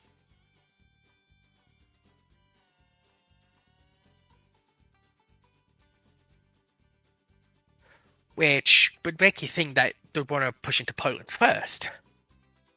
But Yes, they would. But first, they've got to appease the population. And what do the population want? The population want a unified Germany. And so you start kicking down the weakest doors. Austria, they're not going to put up a fight. The Czechs are going to put up a lot less fight than the Poles because Czechoslovakia, almost entire history is on the brink of a civil war. You've got support from the Sudeten Germans, and the Czechs are just a much smaller population group and a much smaller nation. Bay of the Reconquista is different because at that point for Germanization, you're going down to the Visigoths, which predate the modern idea of Germans. But you would see them go after the Austrians because the Austrians are the weakest. Then it's the Czechs. Then it's the Poles. Because the Poles have proven to be very strong. They've beat back the Red Army. They've kicked the shit out of the Soviet Union. They've driven the Soviet Union from the gates of Warsaw and the Vistula back to western Ukraine and cities like Lviv. And they're the border freezers outside of Minsk, which we would traditionally call the core territories of the Soviet Union. And even under the Nazis, there was very much of an assumption of Poland will put up a hell of a fight. Not as much as France, but they will put up a hell of a fight. So you kill the easy fuckers first. And France, well, if you're dealing with France, you're dealing with the British. If you're dealing with the British, you've got to fight the world's largest empire. And the Germans saw how that went last time. So you get the gang together before you go try and shank them, because you don't have the Austro-Hungarian distraction and the Ottoman distraction.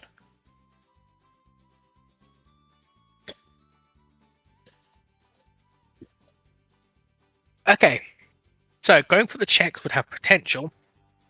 Drawing France, remaining Yugoslavia due to the Entente, wouldn't it? Yes, it would have the ability to bring in France.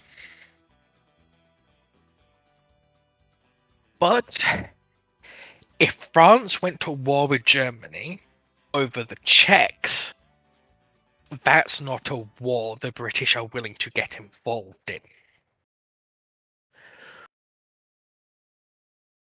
As historically, the British weren't willing to back the Czechs.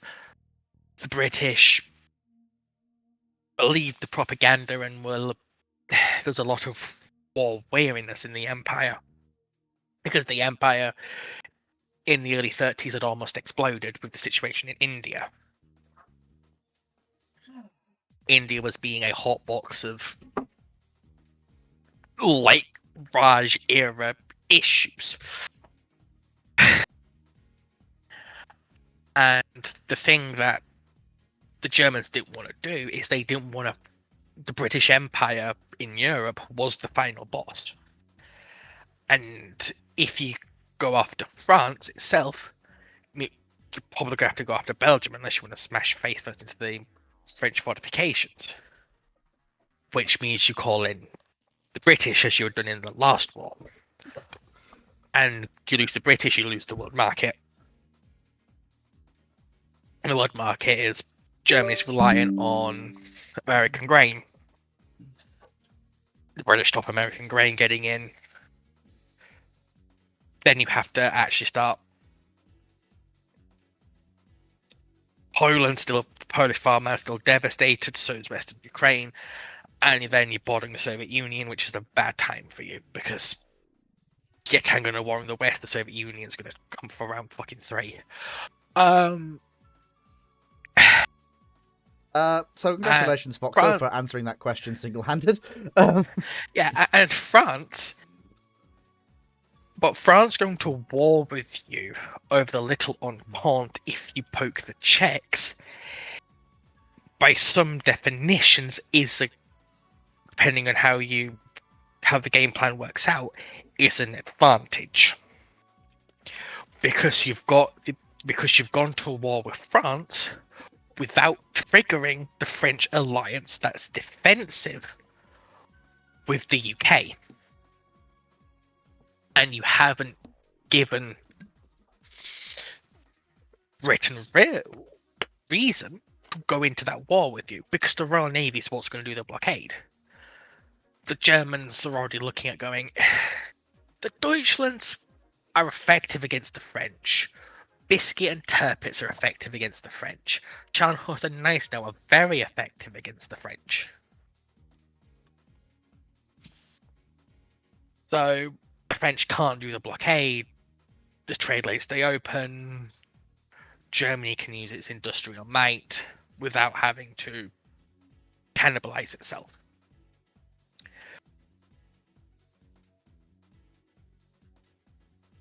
It's part of the reasons why you see at the Munich conference, when the British refused to go to war over Czechoslovakia, the French backed down. And the Little Entente collapses. Because it becomes apparent that France isn't willing to go to war without the backing of Britain. And so from a German perspective, if you can start a war without going to war with Britain until you're ready to go to war with Britain. Good luck, by the way. You're never going to get there. But anyway, carry on. Carry on, Fox, so keep your point going. Yeah. You basically... That's your win state. Keep the British out of the war as long as possible. And the way this translates into Prussian nationalism is, those ideas were already, by the time of the Nazis, deeply entrenched in the German political consciousness and German politics. Be it the communists who were revanchist against the Western powers, the nationalists in the Prussian, the nationalist wing, and the capitalist class, were they wanted a war for nationalism, and war makes them a lot of fucking money. Mm-hmm. Europe got rich off World War One. Mm-hmm. And a lot of people got rich off World War One from the upper classes. Yeah. Can I? Two. Can we? Three. Okay, I'm just finishing up the answer to the question. And three. The people want to go to war because it's a national humiliation, and it's an attack on their pride. Losing the war is an attack on their pride as Germans. And the division of Germany was seen as a crime that needed to be punished, and that the German state would have to punish. So no matter what form a German nationalist government takes after World War One, heck, even a bloody communist government would likely have had nationalist leanings. Yeah, because of the power structures and the unitary state Germany was in, it would have always led to World War Two. Because the levers of power that led it into World War One were still fucking there. They just had a different coat of paint. Yeah. Which you can blame Bismarck for. Yeah. And a lot of modern German literature does blame Bismarck for. Yeah. Thank you, Foxo, for... I've been away dealing with problems because, oh boy, I want to take a small thing to get a drink. I did not expect my dog to make a massive mess, shall we say. We've had to spend the last 10 minutes cleaning up. Fun times. Anyway, so, thank you, Foxo. Again, this is why, well, Foxo. Woman is full of surprises. Literal fucking walking encyclopedia in disguise. Anyway. It's called being a neat.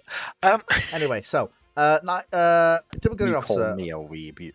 Typical gunnery officer asks, what would happen if the Japanese initiated the Imphal and Kohima offensive in early 42 or early 43?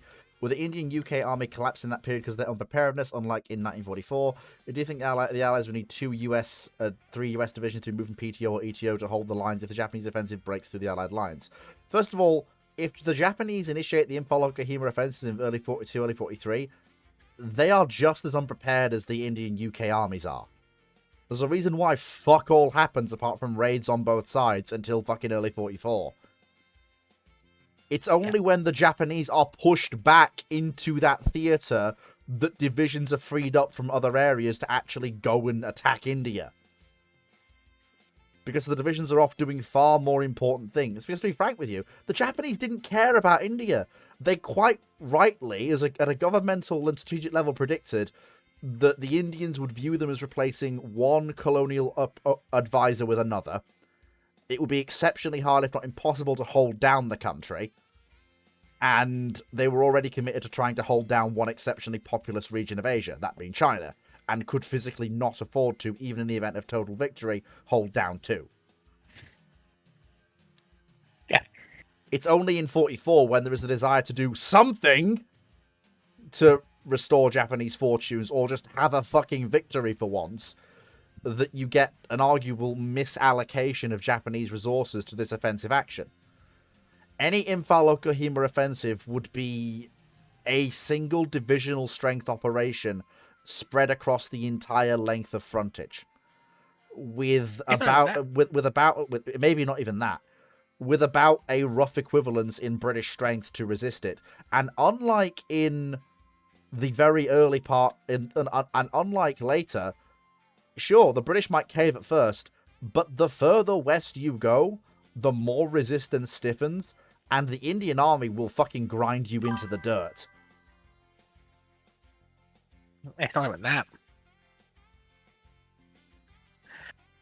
Do you remember what one of the biggest causes of Japanese halt was? They didn't want to fucking go over the bloody mountains like sensible people. Nope. Have you heard of the Bengal famine? Oh, that as well, yeah. The fact is, the Japanese, not a lot happens until late 43, 44, because what infrastructure was there in 1941 was razed to the ground in the retreat. Which was the correct thing to do, absolutely. Yes. And then a region in famine, which it was by 1938, that was being supported by food being produced in the northern India, Lahore region, just has that lifeline cut off, and the Bengal famine happens. Which again, we can... Neither side attempted to station that much force in the area because they couldn't feed them. And it's also worth pointing out the actual fucking length between the fronts on both sides. And I mean this generally. Between the British front line, such as it was, and Japanese frontline positions in Burma, you're talking tens, if not hundreds of miles. Not a mile and a half or yards. Yeah. This was not a continuous frontline engagement. I mean, seriously, go and watch Lord Hearthrash's series on Burma. It really is quite good at detailing the fucking confusing, horrific mess that the Burma campaign was, and how every side that tried to fight it like a traditional frontline action fucking failed. The Japanese failed when they tried it, the British failed when they tried it. Yep. It turns out when you've got two armies that live off local food supplies, which the British Indian Army did, they used a lot of local food, requisitioned local food, and purchased with very short supply tails back to the rest of India and the rest of the empire. And India didn't have a lot of excess food. Some parts there was significant starvation because of the various cyclones in 1842, that nuked a significant portion of India's rice crop. So the British couldn't, and you've got the U-boat war going on in the Atlantic, so there's no you can't transport grain in from America or British Isles or South Africa because there's no shipping available to you. The British can't feed a large army in that region because they can't feed it. The Japanese army's food situation is arguably worse because Can you got stuff like the collapse of the Burmese rice industry. Right. So I appreciate the extra detail, believe me, but I would like to plow through questions a teeny tiny bit faster. Yeah. Okay. So the answer is I love detail, but just not right now. Yeah. So to simplify my answer, the Japanese try this in 41. They starve themselves. They try it in 42. They starve themselves, or they just die. And in 43, they also just starve. Yeah. Like, we're talking middle of Holodomor levels, no food in this region. Yeah. So, this'll be well, this is a fairly simple question to answer, and then I've got a PSA I need to do quickly because I've just noticed something I want to just come down on like a ton of bricks, given it's the third time in 3 weeks. Go on. 1931 asks, why did the 16 9.2-inch gun cruisers the British consider for the Invincible use a triangle layout for the forward and aft main layout? Simple. 6 guns forward while keeping metacentric height down. It really is that simple. They wanted 6 guns forward and they wanted to keep metacentric height down, which meant you could only have one level of super firing. So you had to have the other 2 turrets side by side. It really is that simple. Right. Now I'm going to come round on something. Yeah. Okay, gunnery officer, I have told you before, the leading questions are not something I want to see. And 13, 14, and 15 are utterly atrocious. They are some of the most leading I have ever seen you ask, and are grossly wrong in just the basic premise of them.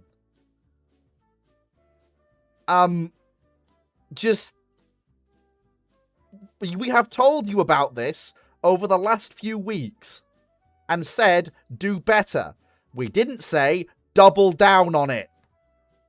Yeah, so for chat, let me give you an example of the question it's done. Question 13, do you think the US carrier shipbuilding isn't as good or as effective as the British in the 2010s onwards? Because the UK could launch and then commission 2 aircraft carriers in 2 and 3 years respectively, while the US took more than 5 years to launch the carriers George R.F. Kennedy and JFK. The JFK planned to be commissioned in 2027, nearly 10 years between JRF and JFK in terms of commissioning. 15 is arguably the worst I've seen out of any of his questions. Just yeah, honestly, read 15 now because I can't. I'm not. Just read it out. I'm not. Question I'm not answering 15, related to question 14. Do you think the GRF isn't future-proof since it's a 2000s design? And its sensor suite, hull design, and weaponry and aircraft facilities will be outdated by early mid-2030. Do you think it'll create a so-called carrier dilemma in the USN since they took so long to build the JRF carriers and they're not future-proof, so that they need to design another CVNX or even a conventional powered carriers for cost and time-saving measures to launch more hulls? This is something we have been over countless times in regards to US carriers. We've answered questions on US carriers countless times. And the reason this particular question is so, not insulting, but just, I don't even know what to fucking say about it, is that we have literally answered the whole thing with US carrier procurement. How long the build times are. How, when a ship is laid down, doesn't have much bearing on what sensors it has when it comes out, especially in the modern era. And, again, it comes back to the most key thing: leading questions. I wouldn't be having such an angry response if it wasn't for the fact that we have consistently, over the last month and a half, maybe longer, told you about this slide back into leading questions. We have consistently brought it up. Yes, And and instead of fixing it, it seems like you've doubled down instead. So those questions will not be getting answered. Do better. Yeah, and so just to point out the actual worst thing about it, in question 15, you've made 7 assumptions. You've made the assumption that the JRF isn't future-proof, which that assumption we could ask a question about. Is it a future-proof carrier? You've then gone on to assume that its sensor suite, its hull design and weaponry would be outdated. By 2030, you've now assuming that it's going to cause an aircraft carrier dilemma, an assumption that JRF taking so long was because of incapability. The assumption that you've just outright stated they are not future-proof. And the assumption is that they will be forced to adopt a conventional powered carrier. You have made a lot of stacking assumptions in that question to the point of you unwrap that first one and the entire question falls apart as a question. The thing is, and 13, and even 14, and not so much 14, but also, like, 14 pisses me off because of that little thing tacked on the end. 14 as a question is fine, but that little tacked on as the end, which is assuming that your answer, which basically confirms you were fishing and assuming we'd give you the answer you were fishing for 13. Yeah. Which basically confirms you were fishing for an answer, which I do not fucking stand for on this show. I am here to give you the answers that I fucking am going to give you. You do not come here fishing for answers. If that's what you want, take your fucking questions elsewhere. And I'm sorry for being this mad, but I've only just noticed that, and that confirms, yeah, you are fishing for answers. That ain't fucking on, sunshine. Take your questions elsewhere. Well, take your questions like this elsewhere. Because even from a neutral position, that's a fucking shit question. You stack too many assumptions there from a grammatical side of things. From a how do I ask a question that can be answered way. Each of those assumptions I pointed out can be its own question and should be its own question.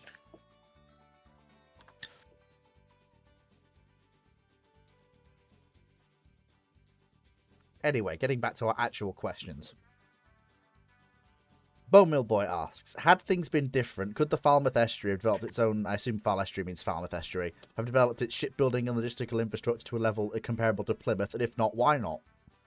I don't know that much about the Falmouth Estuary, if I'm honest. The River Fal, south coast of Cornwall. Its estuary.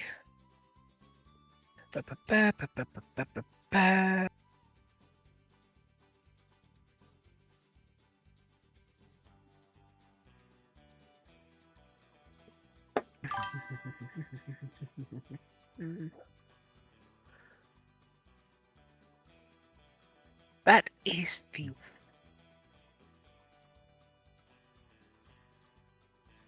That's the one that ends in... Oh, it's not the Falmouth Estuary. What? Bone Mill Boy. Okay, so what's Fal It's then? the one that ends in Toro. Oh. So what's Fal then? So Fal's not Falmouth, even though Falmouth is on the Fal. Fleet's confused! So the River Fal And is it spelled FAL in the question? Yes, it is. Yes, then the River Foul leads to Falmouth. And that Okay. estuary is towards Truro. Then why is it saying the Foul estuary, not the Foul? Because it's the estuary of the Foul River, Yeah. which Fleet's losing was it. a naval base. Why did that take precedent? Why didn't that take precedent over Plymouth? Or why wasn't it developed to the same level? Basically, is what I think they're asking. The answer is, if you go slightly east, you get towards Penzance. Penzance is on the very, very Atlantic tip of England. And Truro and Palmer get hit by are the first places in the southern part of the UK to get hit by Atlantic storms that come through the Celtic Sea. Mm-hmm. You have a harbour with a region with very little shelter. I think we can see. And if you head up which heavy winds, high seas, very dangerous seas, why would you base a navy there?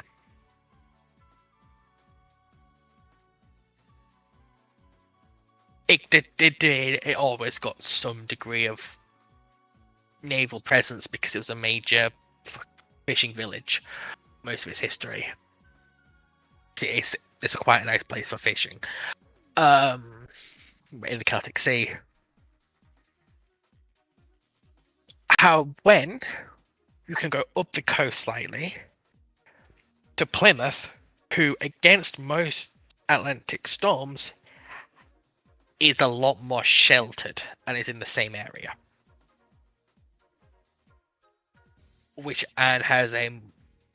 And gets hit a lot less hard by storms because the storm has to go over Cornwall. Cornwall eats the energy of the storm, so the storm that hits Plymouth is a lot weaker than the storm that hits Truro and Falmouth. And Plymouth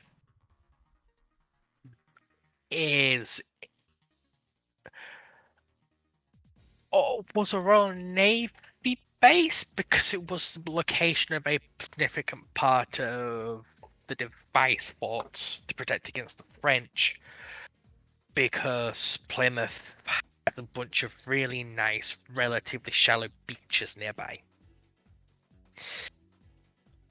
And in the 1850s and 60s, it's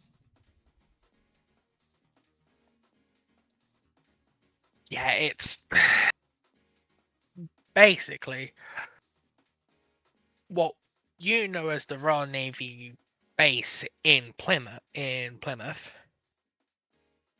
was already owned by the Crown because it's an old fortification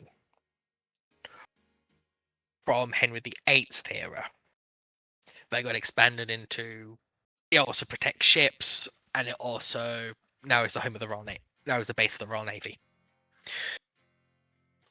Because of its location, Falmouth didn't have that, so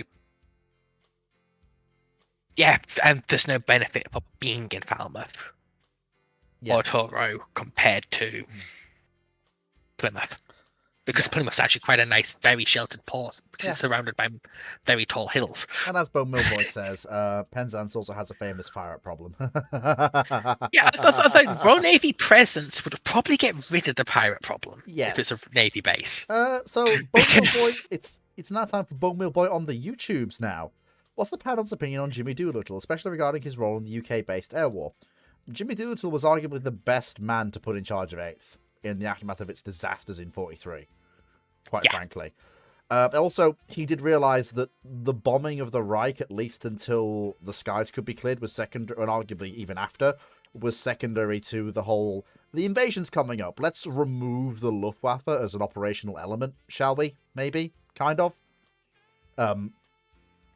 Hence that whole famous or infamous discussion with head of 8th Air Force fighters, which is the job of 8th Air Force fighters is to fucking shoot down the enemy. The bombers, he realized, although no one was told this at the time, probably, he basically realized his crews were fucking bait for the fighters, in essence. Yeah. Like, honestly, honestly, up until, well, obviously the bombing did have an effect on German industry. It did. Especially as things got better and they started bombing by leader and bombing using the bombing by radio beam, which made bombing a lot more accurate. It's not until ironically, it's not until Allied boots are back on the ground in Normandy, which is ironic, that bombing really fucking takes off and you really start seeing the hammer blows to German industry. Ironically, at the time that Speer is really making headway and getting war production, as the Western powers understand it, actually going in Germany.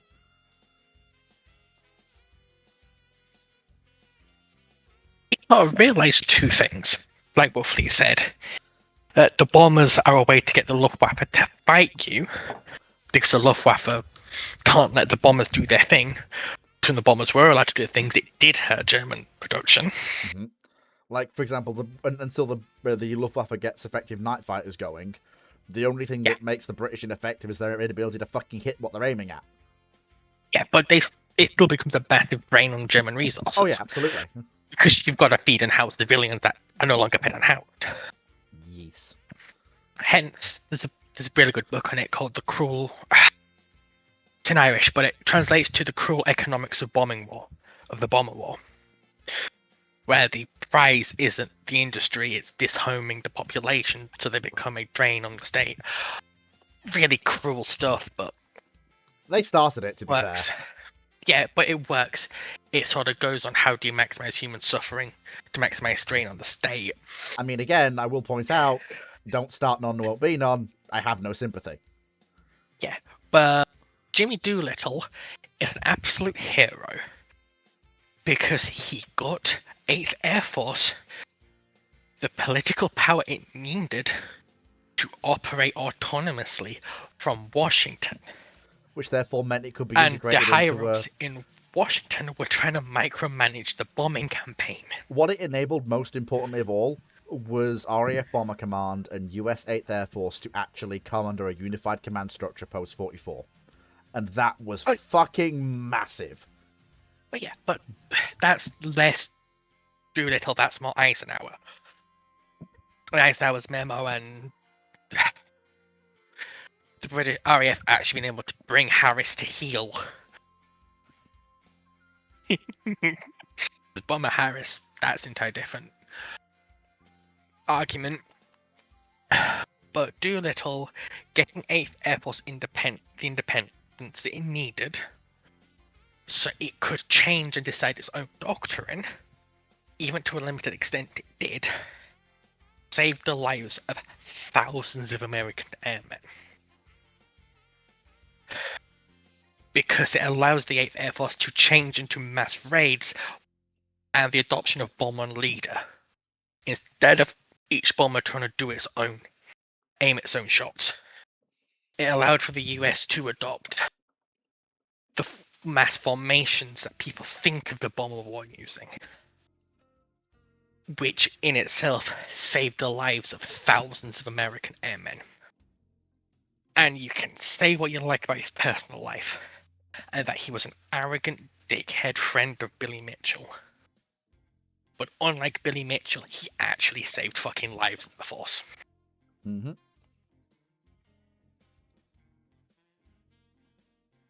Indeed. Next question is from Typical Gunnery Officer, who asks, do you think the US would deploy HIMARS with PRSM and Nemesis unmanned anti-ship platforms in the Straits of Luzon to deter PLA and PLAN forces in the area? You want my honest answer that we can basically give? I have no bloody idea what US plan for war in the Pacific is, or that sort of deployments. Foxo probably doesn't. Dragon probably doesn't either. That is way That's a too Moe close. question. Or heck, it's even a fucking cyclic question if I could get him. That's right up his fucking alley. If you're free, ask that Sunday night on Clark stream. Yeah, Clark will also have it as well. So Knights Set 3-1. If the British built the 16 9.2-inch armed Invincible Prelim as a follow-on to the 1906 Minotaur as their last armoured cruiser, how would others respond? If it's built as a one-off, which is what you seem to be implying, then a one or two off, then it will probably be seen as this is what the Dreadnought armoured cruiser's gonna be. Which will basically make the Germans go, we were right, although, Jesus fucking Christ, that thing's huge. Which ironically enough, is probably just going to lead to the Germans building Von der Tann anyway. Because how do you defeat something like that 16 9.2-inch armed cruiser? You build something like you build Von der Tann. That's how you do it. But it's not that. It's going to get the Blucher treatment. Where it's cool, you have a bunch of 9.2-inch, you have a lot more smaller guns. Well, you see, I'm looking around with 12-inch guns. Yeah, basically when... And 8 of them. Yeah, this basically is going to mean that the Germans have the starting gun when it comes to battle cruisers. Because they're going to get Von der Tann out before the Invincible Successor comes out. Or whatever that is. Well, no. Ron is still going to win the fight to the battle cruiser. Not really, because if you think of it, if bear in mind that Blucher's built the same time as the Invincibles are, and then Von der Tann is an indefatigable equivalent, although she's actually a little bit earlier. So Von der Tann's going to come first. Yeah, but Knight, I am questionable whether the British would build 4, given they didn't build 4 Invincibles. They might build 3. They functionally did. Indefatigable, but even if they do build 4 Knights, since it is your question, that still does mean that the it doesn't really change anything, because the answer to that ship is a battle cruiser. There is only one way to go. Go on. It's the reason the 8-inch cruiser doesn't come about until the battle cruiser almost goes extinct. Yeah, basically. Because especially in this period, do you build an old centerline armored cruiser with 10 to 12 9.2-inch guns, or do you spend 5% more and give it 12-inch guns? The idea of the large cruiser gets killed, the armored cruiser gets killed by the battle cruiser. And they don't reappear until battle cruisers have gotten up to 44,000 tons. Yeah. And yeah. When then you look at sort of the operating cost of Renown and Repulse, the Royal Navy's going, we can't actually keep around the fleet of 26 of these we would need. We need a general purpose cruiser with big guns, don't we? Yeah. That leads to the Hawkins, and the Hawkins leads to the heavy cruiser. Yeah. Before you hit that nexus point. The Washington cruiser, but yes. Yeah, which... You know my opinion on calling things heavy cruisers before London. Yeah, hence why I called it a general cruiser, then it went to... Yeah, that's fine. That's fine. I do think you go a bit too overboard with that, because in terms of the role, they still work as a term. It does, but you know what I mean. Personal preference, and it's my show. Yeah, but and then it's that sort of thing of...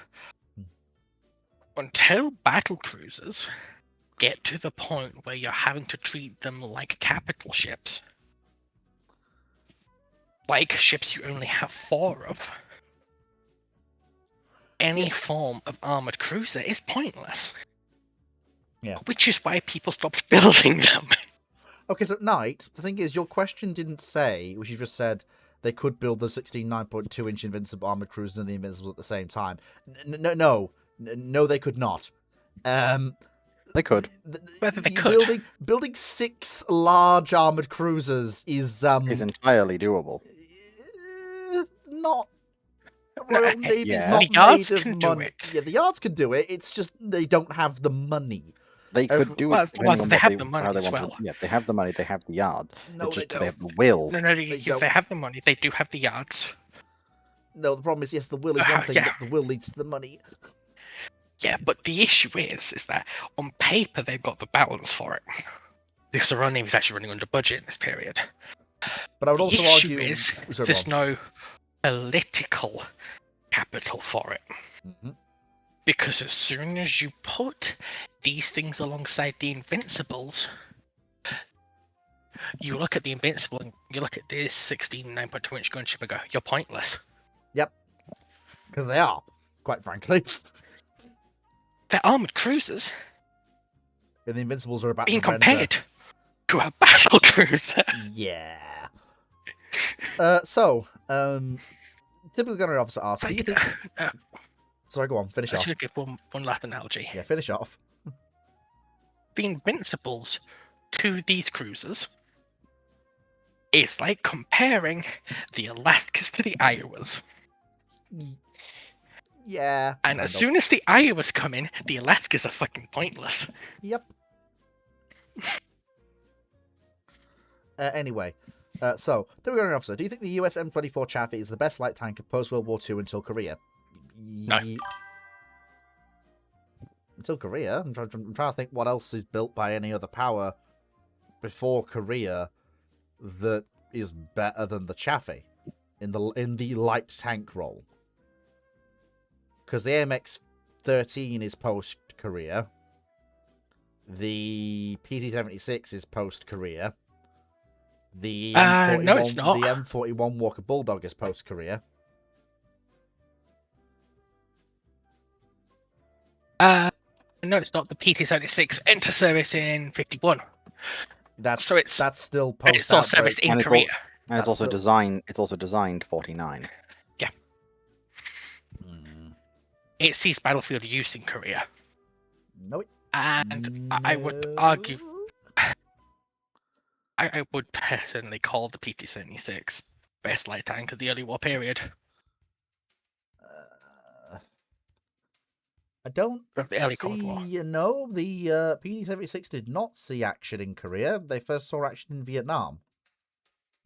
Well, apparently they were also used in Chechnya and a few other places, but Yeah, pretty they much. were. I have nothing. So nothing from what I'm concrete. reading, 48 of them Where are were you? given to the North Korean government. Okay, when? Late 1951. We also know they were used in Soviet service in '56, so technically they are used pre-Vietnam. But Sorry, yeah. they're just in reference to when you said earlier about they weren't used till basically, Vietnam. and also again, it has again. I'm thinking if we're talking up to Korea, then the P-76 still technically doesn't count, since its in-service date is post the outbreak of the Korean War, which I know is a little bit floozy, but I'm genuinely struggling. Like, even if you edge the PT-76 in,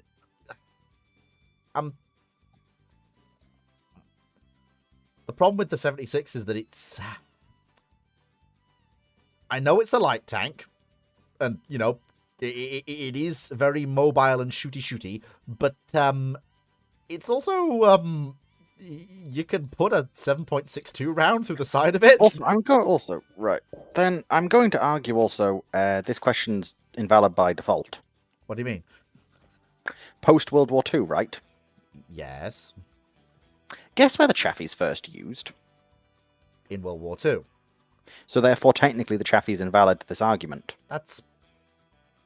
No. By the nature of the because question, best light tank of post World War II. Well, no, because it's a World War II tank. Well, no, that's... It said no, that's not... Chaffee existed post World War II. They were sent to Second Cav. Yes, but They took part in the Battle of the Bulge. Yes, I'm not denying that, Dragon. The difference is the M24 Chaffee existed in frontline service post World War II. The PT-76 did not exist pre-Korea. Yeah, that's why I'm saying M24 is a bad one to go off in this. But also, it's kind of an invalid question anyway, because I'm thinking if we're not having the that's what PT-76, if we're not having the PT-76, there's nothing else. There is an M24, and you will like it. Tetrarch. That's not That's still pre-World. That's still World War II. But this is what I'm saying. Okay, you've got all the World War II era legacy equipment, I guess. Yeah. This is what I'm saying. Really, British forces in Korea did dictate Cromwell's the reconnaissance tanks and were given to light tank units. So can we call the Cromwell a light tank for the sake of this question? Even so, it's still not really like it anyway. Technically, if you want to say, yeah, the Chaffee probably was one of the better ones. Would I call it the best? Maybe not, because it's not post World War II and until to Korea. No, because a lot of if it was the best, others would look like no. It also depends what you're after. It's also worth bearing in mind that a lot of nations were leaning don't need into, light tanks. Yeah, and also with the arrival of low pressure guns, a lot of people were leaning into armored cars. Like for example, the British built the excellent Saladin. Yeah, and or you just get countries redesignate pre-existing tanks. Yeah. Like the Cromwell gets redesignated as a light tank for a while because it's specifically given. Well, no, Cromwell's given to recon units are redesignated as light tanks. Like if you want, arguably, the vehicle I would say is better as the AEC. But that's an armored car. Mm-hmm. Like this is like so. I guess it sort of wins by default. Due to your very awkward nature of the question, yes, the Chaffee's technically the best because it's kind of one of the only, but even then the M24 arguably it's not post World War II. I mean, yeah, even then the AMX-13 comes in during the Korean War, given its manufacturing in early 52. Okay. So next is Bone Mill Boy asks, what do the panel make of the 3 final Swedish ships of the new World of Warships EU tech line? Hang on. Can you link those to us, Dragon? Yeah, I'm just finding them. Here we go. New Oopa Doofery battleships. Well, arguably they're not even new at this point, but they're currently the thing that's available, I guess. So sure. So to Jetsoff is tier. So to Jetsoff is tier 5, which I'm fine.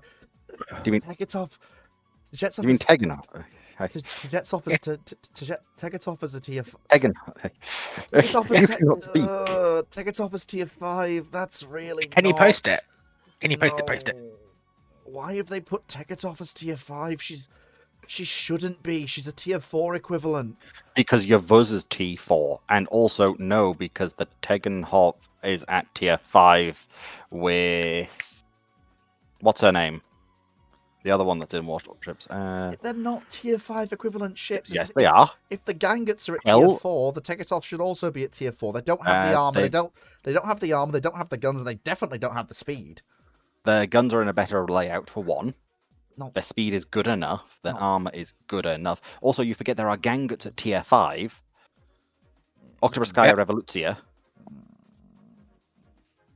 Oh fuck! They put Mart.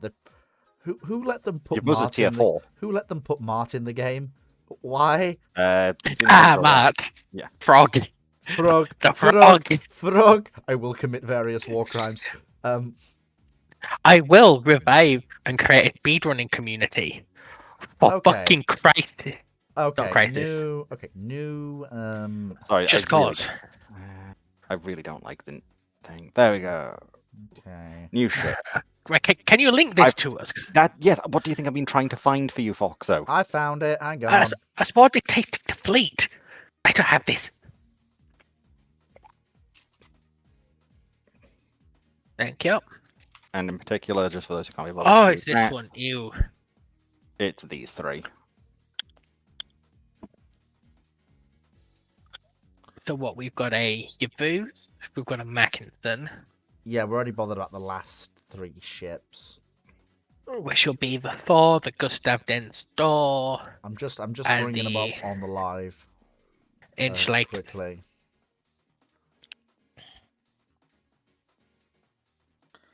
Okay, so I think it's you. Yes, that's you. That's 1. Up there. A little bit less. There's 1 up there. Then, wow, look at me actually fucking putting the effort in on Ramblings. Jesus, who am I and what have I done with fucking fleet? So they're relatively stealthy. We've got British battleship stealth. Yeah, I'm not so much bothered about the ships in game. That's not the question. The question is more about what would they be like as real ships, and I can already lead off with one key thing. They are entirely too much ship. Haha, you're wrong. No, I don't believe I am. You are if you're considering these too much ship. Yeah, they are entirely well above what needed procurement would be for a Swedish battleship in the Baltic in the mid-30s in the mid-30s. Because your opponents are... Considering I'm immediately shutting you down there, considering that's not when some of these ships are built. Well, then they don't get built because that's the only time you get in them. Anything else is just fantasy. There's no way post-war... The tiers 9 and 10 are 42. Yeah, they're 42, and they were designed. Well, first of all, these ships They were aren't... functionally designed as a response to the Sovietsky Soyuz. First of all, functionally, these ships are paper designs that have no basis in reality. Yeah. Secondly, the only time you get Swedish capital ship construction is the mid-30s. You don't get it. They looked at it in the 40s. They did not. These ships are complete works of fantasy. If you'll note, I did not say these ships were looked at. I said they looked at capital ship construction. And they rejected it for very, very good reason. They didn't need it. Well, then at that point, Fleet, what's the point doing this question? You've answered it. Yep, next question. Good idea. Yeah, next question. Because if you're not even going to entertain anything about them, then what's the point? I don't mind. I think I don't mind it when World of Warships does sensible paper ships, but these are not sensible. They're well above what the Swedish would be considering. No, considering the Swedish were looking at 15 and 16-inch armed ships, that's not accurate at all. They were not. They sent out a series of specifications to both foreign nations and their own shipyards in response to Sovietsky Soyuz. Both of literally looked at 16-inch guns for naval vessels. Yes, for export. No, for their own as well.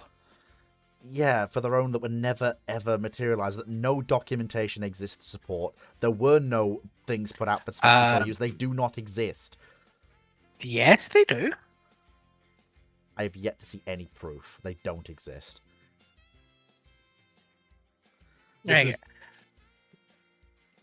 Yeah, because a lot of it's in Swedish language sources that we only know from secondhand from people who have translated them from Swedish. I would suspect there's probably been translation errors then, because there's no way the Swedes would consider 15 or 16-inch guns. 14s and 12s? 14s and 12s, absolutely. But 15s and 16s? From people that have done the archive diving, that's what they've translated and given us with the memos, which is what warships have based their stuff on. What they think Swedish industry's response to these memos would be. We're not saying these ships are realistic what they would build. All right. As response to memos that have been translated from Swedish sources and archives, we at least know the memos for them were sent out, so they were looked at. Okay. if that's where we are, and these aren't actually completely fictional, which I assumed they were. Like, the only bits that's even close to historic is probably their guns. Yeah. Because both of us did look at these guns. Their guns are Well, too big. 15-inch guns are not too big for the era. No, 16-inch guns are not too big. They're too big for Sweden. No, they're not. You don't Considering, need it. and if anything, what would make more sense for Sweden would be to mount 420mm guns. Because then you share, and then you can share ammunition with your coastal defense battery. I don't like it. It makes no bloody sense. It does if you're trying to use the same ammunition as your coastal defense guns. But as battleships in the Baltic, they're too big. If you're expecting a Soyuz in the Baltic, maybe not so much. Even so, even if Soyuz is on the horizon, it's still too big.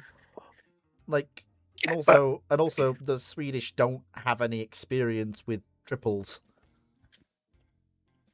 I would have much preferred it if these ships would have had 8 guns in 4 twins, and maybe if you have these as a line of ships that have been built, maybe the last one can have triples. As the Swedes have gotten used to building big caliber naval gun turrets at sea and are now willing to push the boat out with triples for the final ship. But I do have serious doubts about triples on the first and second ship. Because it's funny you should bring that up, actually, because both Sweden doesn't have experience building triples, right? But both of us do. Because both of us in the 20s and 30s was a major subcontractor for Vickers. Specifically, they did a significant design work on the Vickers Mark II 15-inch triple turret. Please do not look. People who ask me World of Warships questions. So the Swedes did actually have some degree of experience with 15s as a contractor. Anyway, look, I don't mind World of Warships as a concept, but I haven't played in ages, and when the thing started to get properly wacky, my interest basically dropped off a cliff. I was all for it. You played War Thunder? Yeah. You can't say much. There's a difference between... Well, no, there isn't actually. I've also managed to do War Thunder dropped off a cliff as well. That's the reason why I don't play anymore. In regards to at sea, at least in War Thunder, we didn't get Bismarck prelims or Yamato... Well, no, they're all right. It's more like we didn't get fictional... You just got 10mm of rubber that can resist 15-inch naval shells. Yeah, and Soyuz and Stalingrad and Kronstadt being stupidly overpowered. And Scharnhorst being the most powerful battleship in the game. Well, until Soyuz came along. No, she actually bodied Soyuz as well. Yeah, it was her bodying Soyuz that got her armor scheme nerfed. Because the way her armor scheme was set out in game... Didn't nerf armor scheme. They changed how armor schemes worked. Yeah, but in her old system, her armor scheme was that broken that her turtle back could take 16-inch AP at range.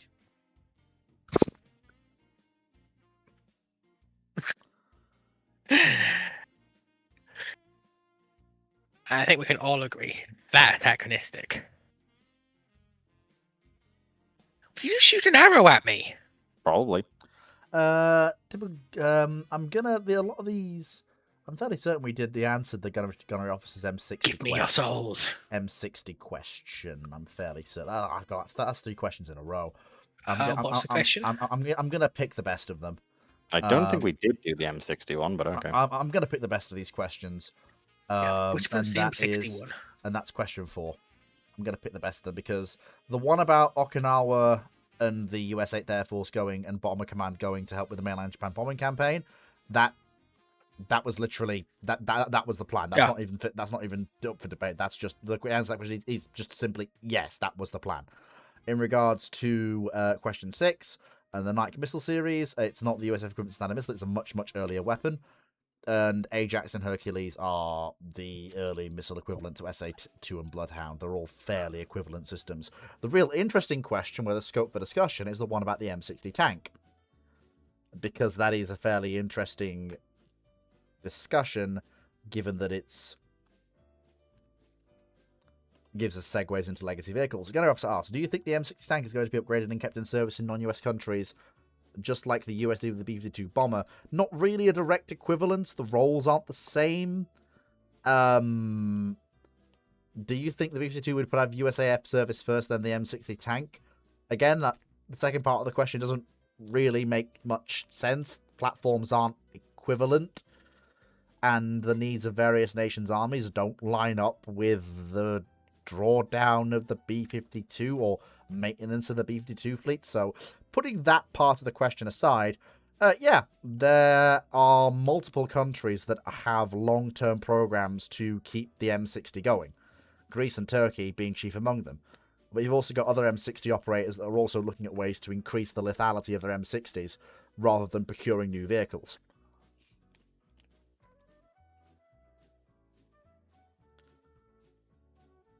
Anybody else say something? So, right. M60. For the Americans, god-awful tank. What's that? Obsolete in Western Europe. Oh, I see what you mean. It just is.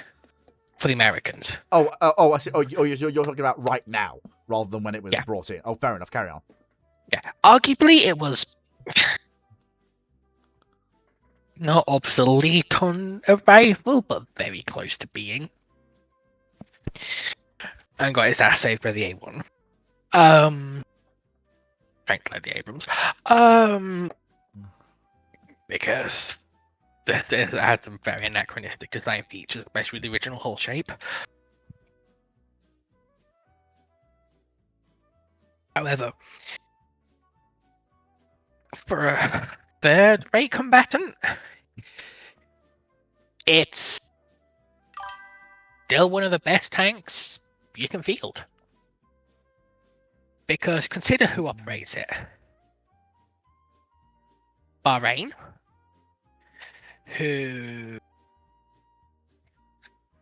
Bahrain.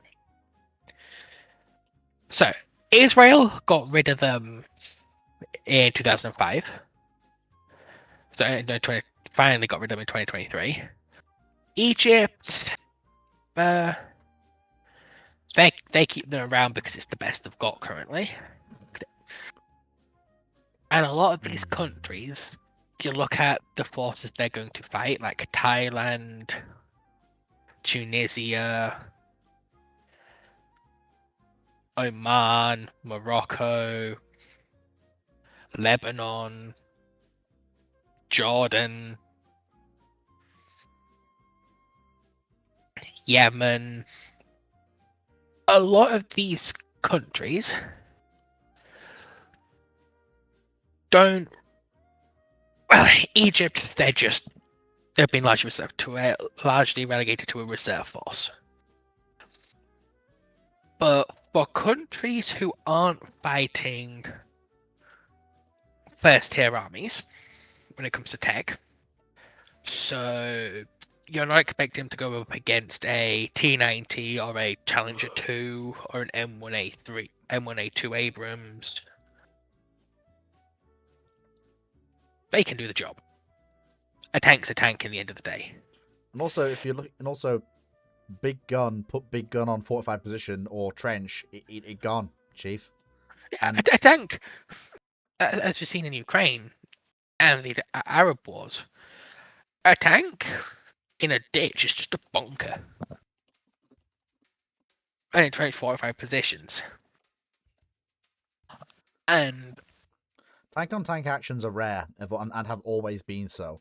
The only reason it comes up so much in World War II is that there were a lot of the fucking things, and the war was a global conflict.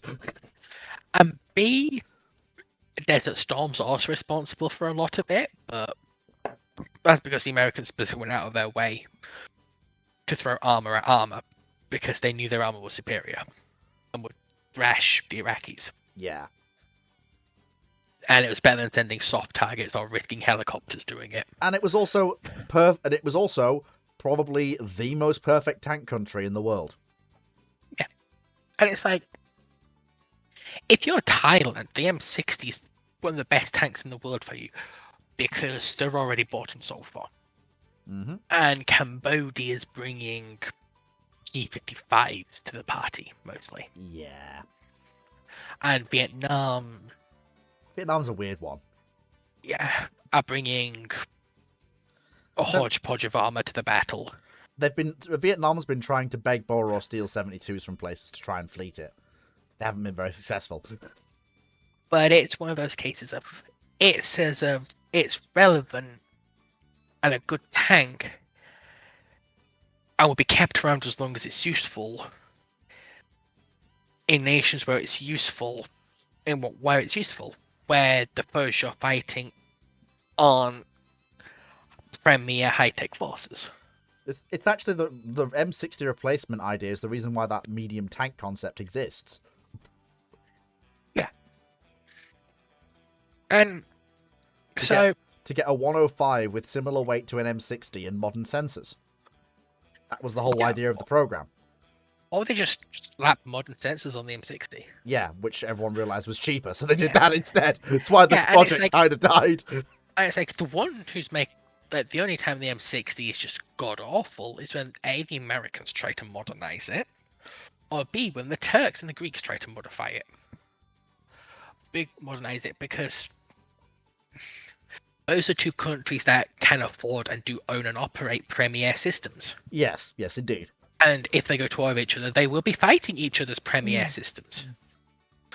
And an M60 with its additional, with an additional armor kit, can shrug off RPG rounds. You throw fucking Hellfires at that thing?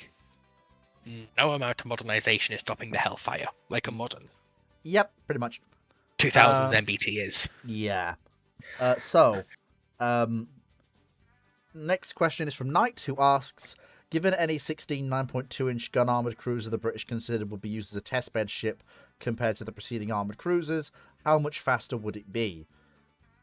Given that that was also the same thing as the Invincibles. 25 knots. Yeah, about the same.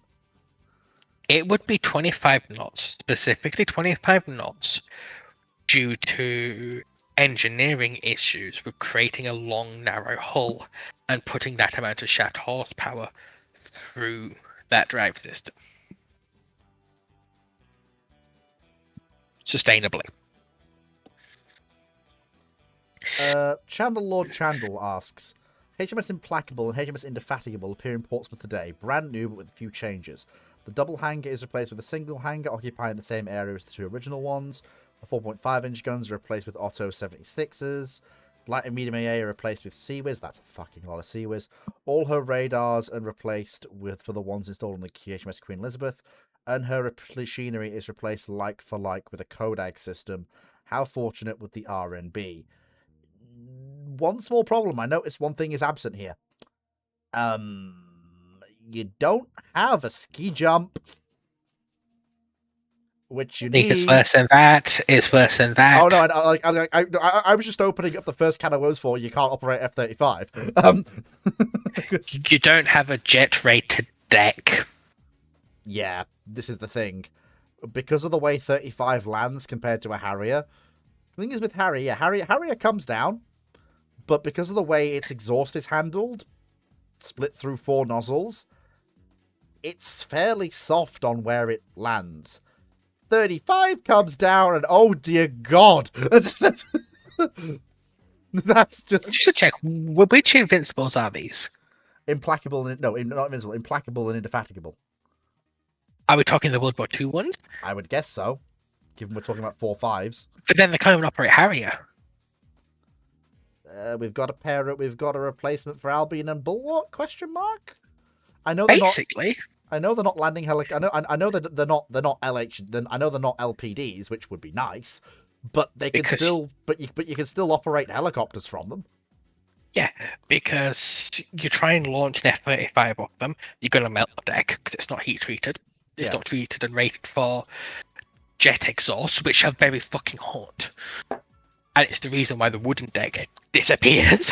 You've basically got ocean replacements. Basically, you've basically got 2 slightly shitter ocean replacements because you've not got ocean. Ocean could operate Harriers.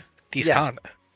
Yeah, but also it gets worse because Ocean had the davits on the side for carrying landing craft, which could be loaded from her sides. These are LHAs. These are pure LHAs.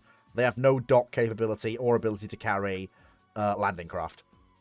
Yep. But they will, since they are free, and the Royal Navy doesn't have to retrain people to operate them because all the systems they're carrying are the current fleeted RN systems.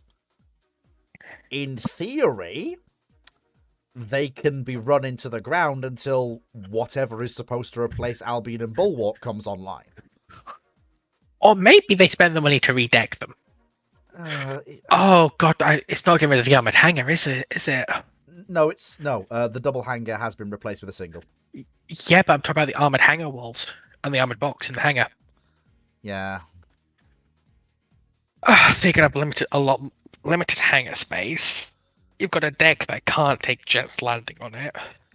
They're gonna be it's gonna be a pain in the ass to install the jet deflectors on it. Yeah, they're gonna be a pair of shit LHAs, but what it will mean is it means we can. It means we've got a pair of shit LHAs. No, but better than no LHAs. Yeah, but what it means is it means we have enough fucking lift capacity to work with the Norwegian Dutch LPD, and maintain our commitment to landing a NATO Marine Brigade in Norway in the event of hostilities. Yeah. Which, with the loss of Albion and Bulwark, we can't do anymore. Or it's just going to be absolutely brilliant in. Actually, no, these would be excellent for the Gulf Fleet if we loan them out to the Americans. Okay. Sorry, go on. Because put them in the Persian Gulf and the Indian Ocean. They've got all the fucking Seawards and all the autocannons to deal with drones, light craft. Oh my god, they're going to be so. Aircraft. No, literally, literally, Red Sea. They are the unexpected but free solution to the Red Sea problem. Yeah, I mean, they're still going to have the issue of they can't operate jet aircraft, that can't intercept some of the actually very good but limited. No, but they can operate Wildcat and which is still fleeted by the RN, don't forget. And they can operate things like Apache, which are basically, yes, you're a sea drone, are you? Hello, I'm Apache attack helicopter. Have you met my friend, the Hellfire missile? Yeah, but they're going to have limited umbrellas for air defense. But they're just going to be brilliant at bulldozing their way through the Straits of Hormuz, going, drone me, bitch. I've got what? Yes, but then the amount of phalanx. But then the Revolutionary Guard will show up with fucking anti-ship missiles, and their defenses will fail. No, but anti-ship missiles, especially the subsonic ones. The problem is that you throw enough at, given what the IRGC has now, her defensive suite is not enough. Yeah, but it requires them to escalate to throwing entire fucking volleys at her. Yeah, no, even then, a supersonic missile is actually more than she can deal with given her systems.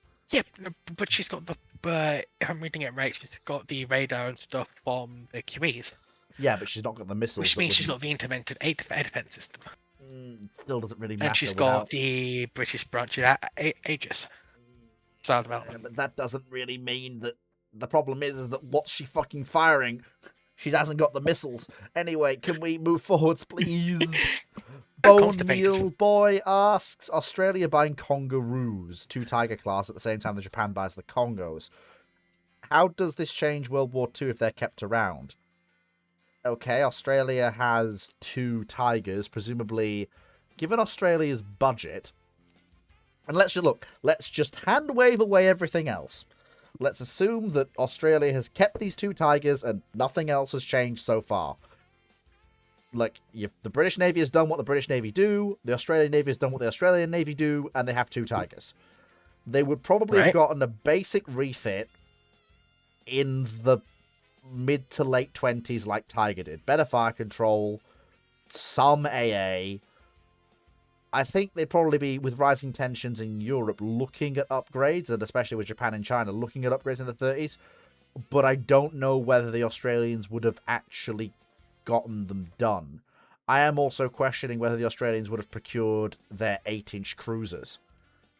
Instead, I reckon the Australians would have procured more 6-inch cruisers, more Leanders, rather than procuring their 8-inch cruisers, because you've got 2 Tigers instead.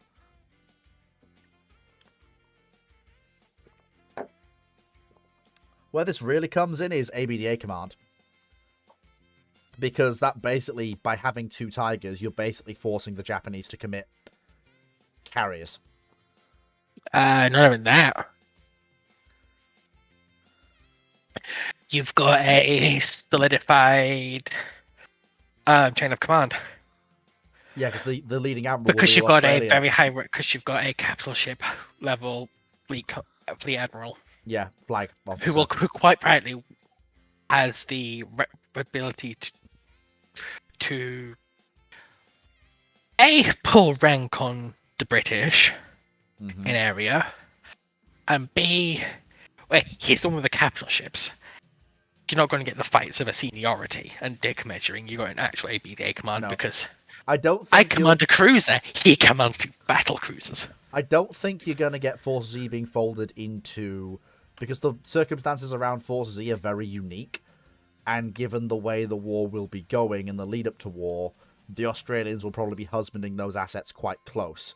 In fact, given their weak protection in terms of AAA, they're not going to be thrown into the Med. What they might be. Not with their weak AAA. It's just going to be scrap 20 mils to it. And I suspect no. The problem is they also don't have the armor. They're vulnerable to, because the thing is, the things with throwing things like the R's and stuff into the Med is that they're still tough enough that if they're tough enough that if the Italian rebuilds come out, they can just go, haha, I'm a 15-inch super dreadnought, you're a rebuild with 12.6s, fucking die. Whereas, given the reworked armor scheme of the Italian rebuilds, and also their speed, it's far too close to a fair fight for the Royal Navy to be comfortable with if they're caught by even the Italian rebuilds, never mind the Littorios. And the RN still has the capital ships to put in there. What those 2 ships frees them up from doing is having to have any heavy assets especially in the early part of the war, in the South Atlantic or Pacific.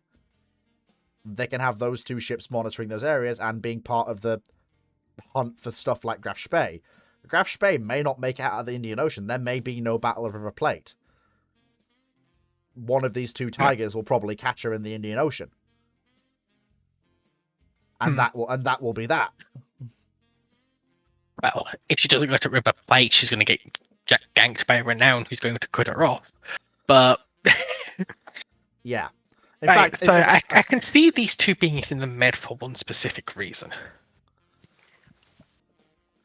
If they go into the Med, Italians were perfectly willing to come out and engage Royal Navy cruiser squadrons. But even when, especially in Eastern Med, or Far Western Med, when there was the fleeting being of a couple of Kiwis and R's, any sign that they had sortied, the Italians suddenly became very unwilling to engage with cruiser squadrons. This isn't going to change that. These Tigers are still a complete overmatch. Yeah, but instead of it being a town class versus an Italian heavy cruiser, the Royal Navy would do what they were planning to do in the Mediterranean War with Renown and Repulse. You put the battle cruisers in the cruiser squadrons, and suddenly the Italian heavy cruisers aren't running into a town class. Well, the they're Italian heavy cruisers into a Tiger. No, they're not, because they're not sortying at all. As soon as they realise that happens. Exactly, and which means the problem is the Tigers are too slow. For the defensive posture in the Mediterranean, the Italians not coming out to fight is a victory. for the Royal Navy. The problem you have is that the Tigers are too slow. They're 28 knots. That's too slow to run with the cruiser squadrons in the Med. You must be at least 31 knots to enter. Not really. Yes, really. No. So consider that the Australian cruisers are putting around at 26 knots. Which ones? Scrap iron. The Scrap Iron flotilla is 30 knot plus destroyers, and the only Australian cruisers committed to the Med. You're getting mixed up. Yeah, the only Australian cruisers committed to the Med are their modern 6-inch vessels, and occasionally their 8-inch ships show up. The older Australian cruisers are back home. Yeah. This is like I appreciate what you're thinking. What it might do is you might end up with 1 or 2 in the home fleet for a little bit to free up Renown or Repulse to go and run around in the Med for a little bit. But I don't think it'll be a long-term deployment. They'll just be there as a pair, we're here just in case. Yeah, because and then when the KGVs come online, you'll see them rotated back to especially when the KGVs come online, you'll see them rotated back to the Far East. Because especially with the threat of Japan rising. It also depends on have the Tigers been re-engined. That's the real kicker, isn't it? Because the Tiger hull, we know from the Royal Navy's drawn-up designs to convert the actual Tiger to oil firing. They believe that hull could do 28 knots. No, sorry, not 28, 32 knots without issues. I think they probably would have gotten a little bit of reboilering.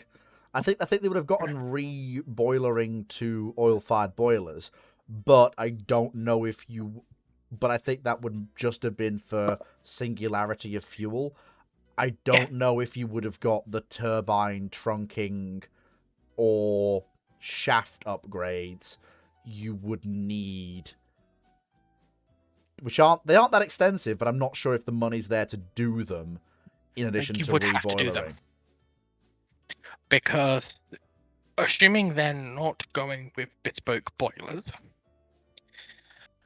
the oil-fired boilers are significantly higher pressure than the coal-fired ones. They are, but which means that you need to redo the trunking and the piping and the turbines anyway.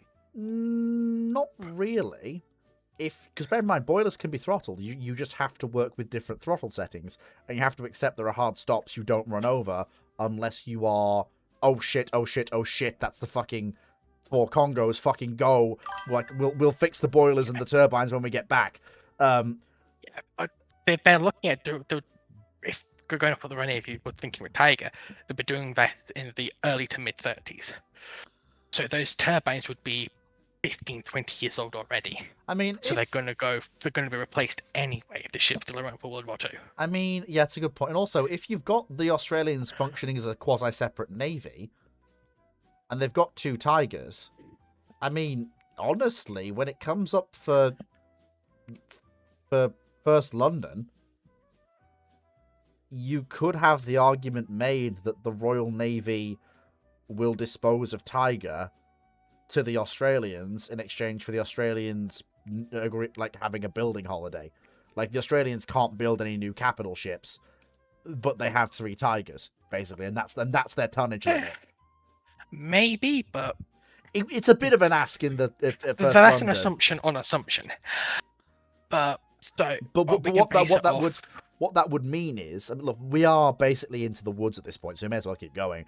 What that would mean is you could then, the Australians, if they're willing, which they might be, can stump up to basically go, okay, Tiger goes in first, she's the oldest, then we'll do whatever the name of the first Australian Tiger is, then the second one, and in theory, if they're paying for this, and if they're smart, and they're trying to do this out in Australia to deliberately build up infrastructure, aka with British help, they're paying through the nose for this, but they're doing it out in Australia.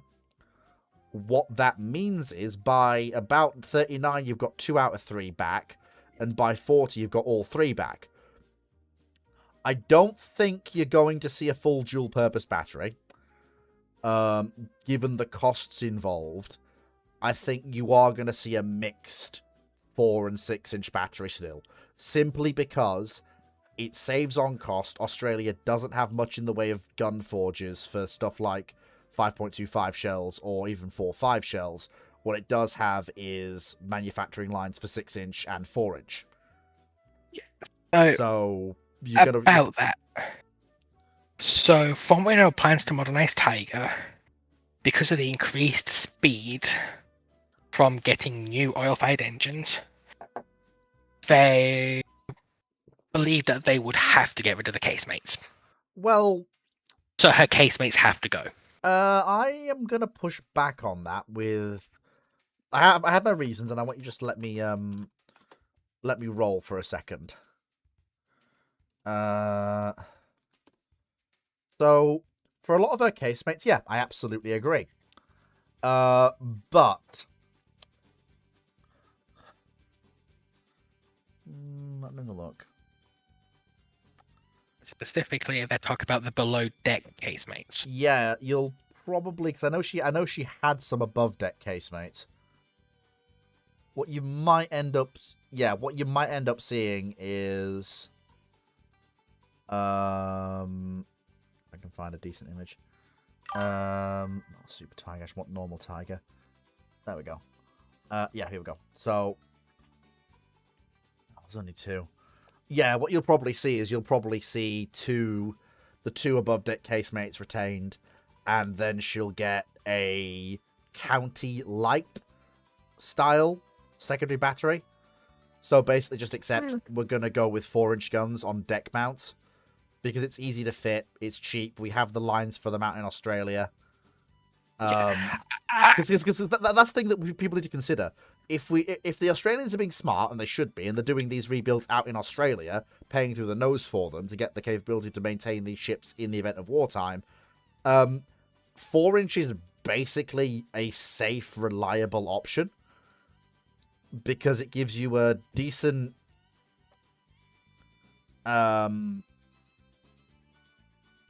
what's the word? A decent It's good enough. Yeah. It's a good enough dual-purpose weapon.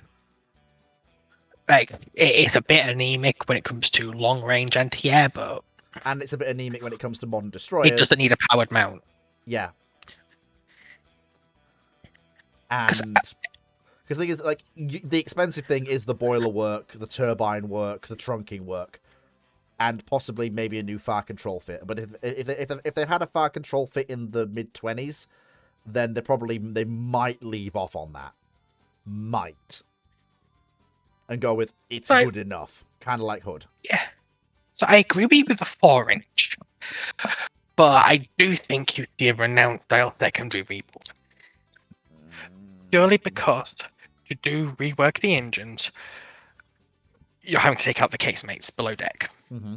And you're taking out the casemate deck. Yep. At that point, you're functionally rebuilding the upper deck and the casemate deck altogether. That's free space. And the Australians can build 4-inch guns that can build 4-inch ammunition. So twin 4-inch powered mounts. Powered deck mounts. Yeah. Yeah, powered deck mounts. Twin 4-inch like we see on stuff like the counties, the towns, World War II era towns. Yeah, it might even be the town's turrets. Yeah, the World War II era town twin 4-inch. mounts. Yeah, that makes a great deal of sense. Because, and she's already, so her casemates, her 6-inch, despite being casemates, those are powered mounts. Yeah.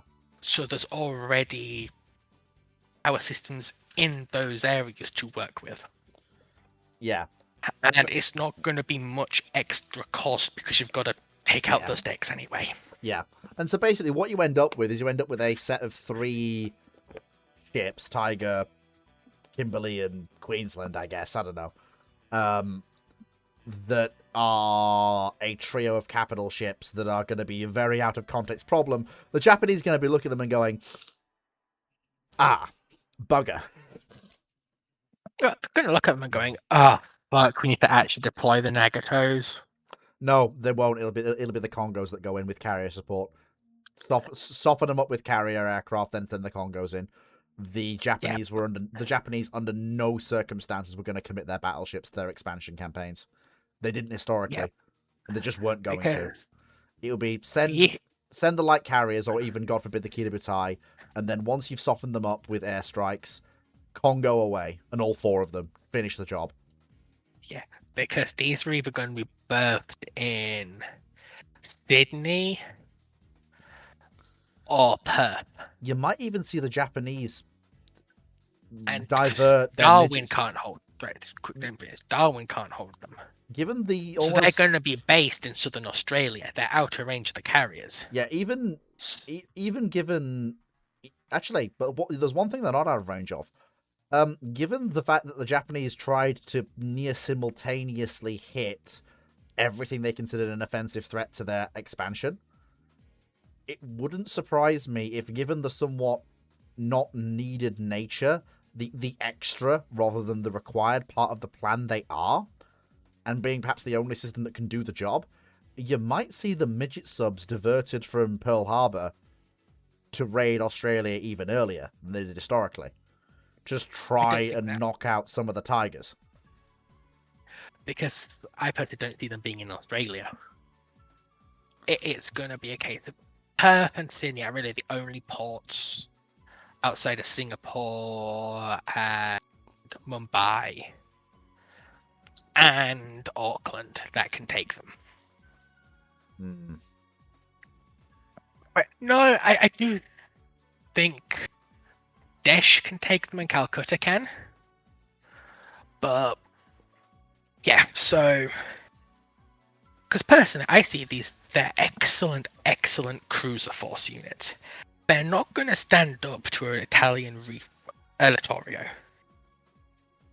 Yeah. But they're enough of I got big gun to make the rebuilt dreadnoughts think twice. I've got big guns and I cannot lie, ?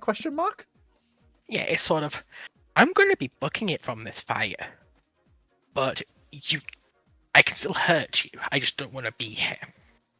Kind of like how the battle cruisers were supposed to fight against capital ships. Which means that they fit brilliantly with the cruiser squadrons in the Mediterranean. Because they're too much for the Italian heavy cruisers to deal with. So they've got to sortie the capital ships. And if they sortie the capital ships, Force H sorties or the Alexandria fleet sorties, and and the rest is history. Yeah. How do you see them? How do you see them being? Where do you see them being when the Pacific War breaks out? And just keep going for a little bit. I need 5 minutes. Personally, it's just the Mediterranean. East the Mediterranean, probably dealt with Greece, maybe Crete. Because the cruiser squadrons that run up to places like Benghazi and the Libyan coast, they're useful for shore bombardment and the missions they do there. And if needs be, the sort of thing you can throw into the Indian Ocean if the Germans somehow get a Panzerschleife in there, and Renown hasn't hunted it to death.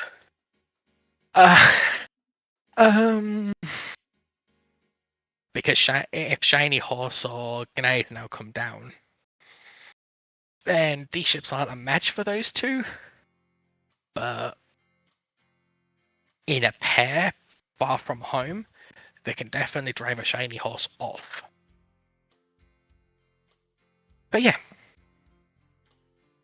they're kind of really good risk assets, where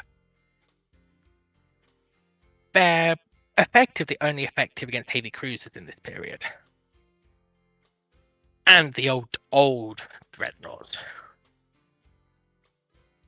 So stuff like the old 12-inch standards that's looking about, Gangert, and Schleswig-Holstein, and some of the old French stuff. That's really all they're going to be effective against as capital ships. Because Tiger, as much as we love her, It's still a pre-World War I era battle cruiser. And without rebuilding her in great refit style, she does only have a 9-inch belt, a 229mm belt.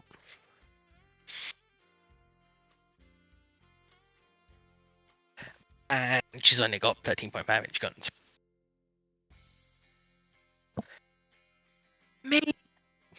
Maybe she could fuck about with the two French ships, Dunkirk and Strasbourg, but that's not a fight I would want to take a modernized Tiger into.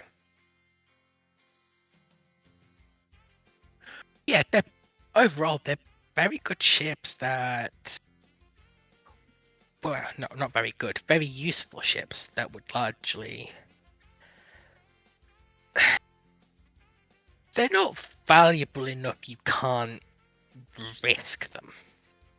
And you don't have to a degree, baby them like the Royal Navy did with Renown after Repulse and Hood were gone. But against Renown's captain's wishes. But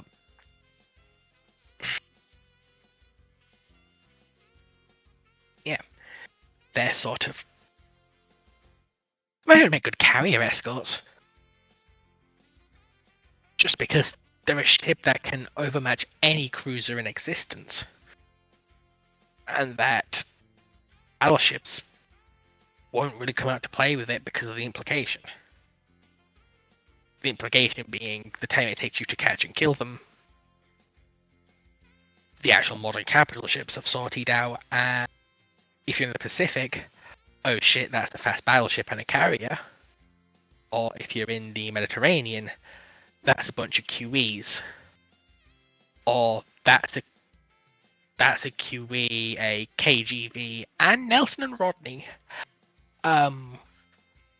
Yeah. Basically a very large, very capable heavy cruiser. I'm out of things to talk about.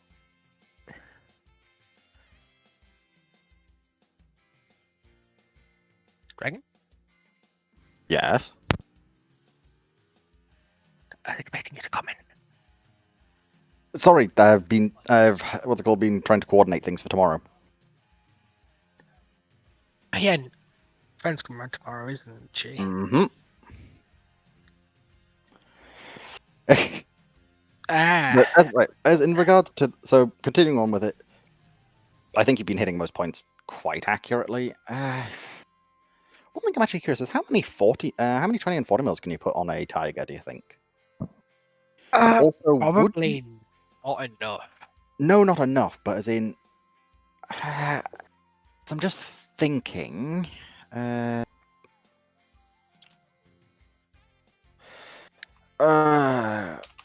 we go. That's what I needed to search. She's not got that much deck space, is my thought. But there's probably at least a couple of areas you could stick an octuple pom-pom. Yeah, so the assumption will be when you get rid of the casemate decks, you'll flare out the upper hull slightly. Yeah. So I'm thinking... you could put some... Well, no, because next to the funnels is where you're going to do the replacement twin 4-inch turrets. Yeah, because what I'm thinking is you have a block of 4 octuple pom-poms, 2 at the front and the sides of the superstructure, 2 at the back and the sides of the superstructure. Because also another question is, would she get Queen Anne's mansion? No, she's too small. The superstructure's too small. I think she might get one of the scaled down ones. You know, some of the proto ones they designed earlier, for the rebuilds. Maybe.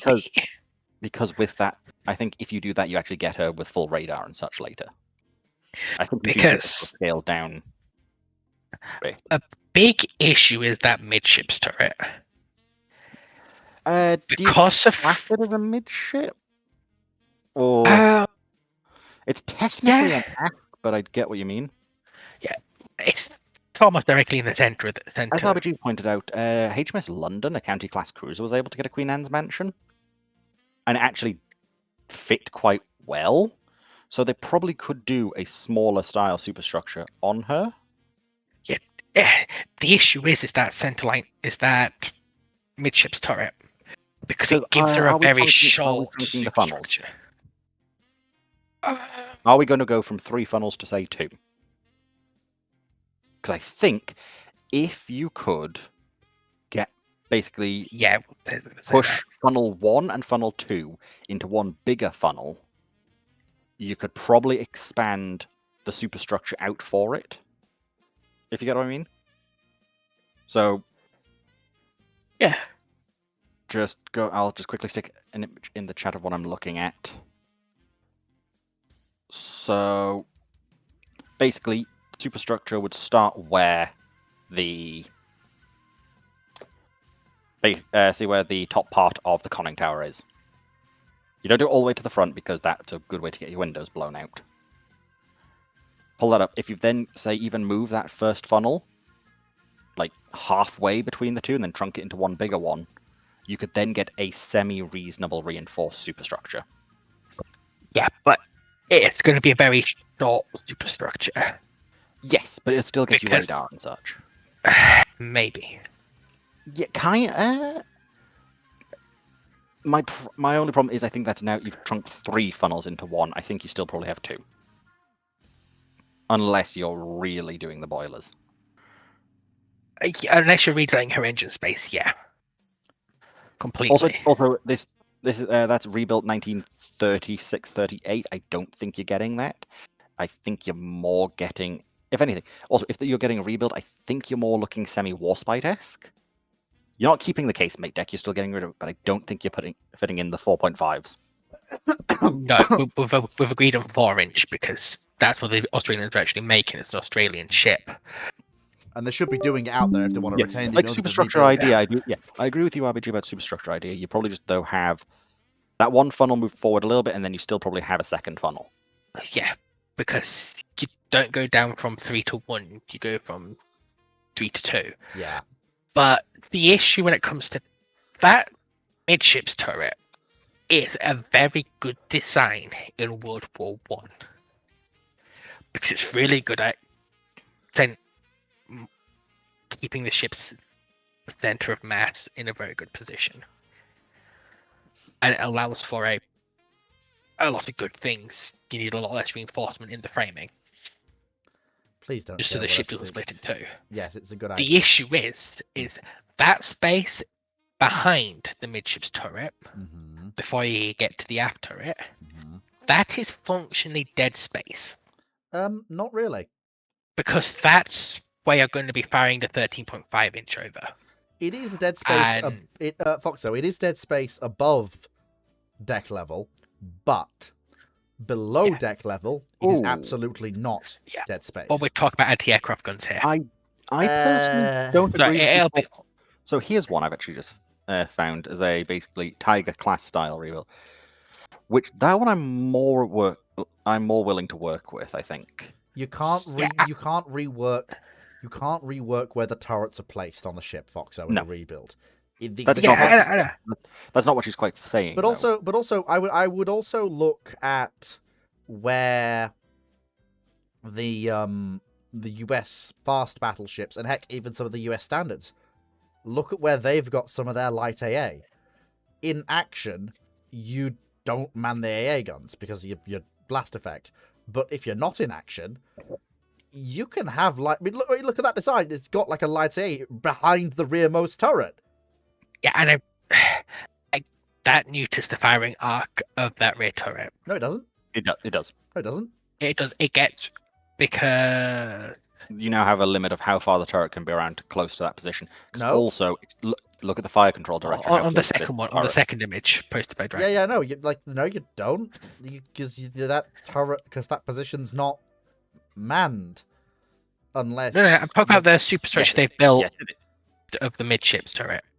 One with the 2 fire control directors on and the 4-inch. Well, yeah, that is a little bit weird. That's the one she's talking about. And I mean, you are basically accepting that you're not getting rear fire from the midships turret, which is a bit of a weird choice. I can kind of see why they've done it. They've accepted a loss of 2 guns direct and aft, and on some bearings aft, in exchange for more anti-aircraft guns, which, given the period, So I would consider to be Here's- more acceptable. here's another one I think that actually works a little bit better. I Given- still don't think you get the 4.5s as we've discussed, but Given Yeah, that, I think it's given better that, for it. given that most of the time, I would expect these ships being British to do the chasing, not being the chased.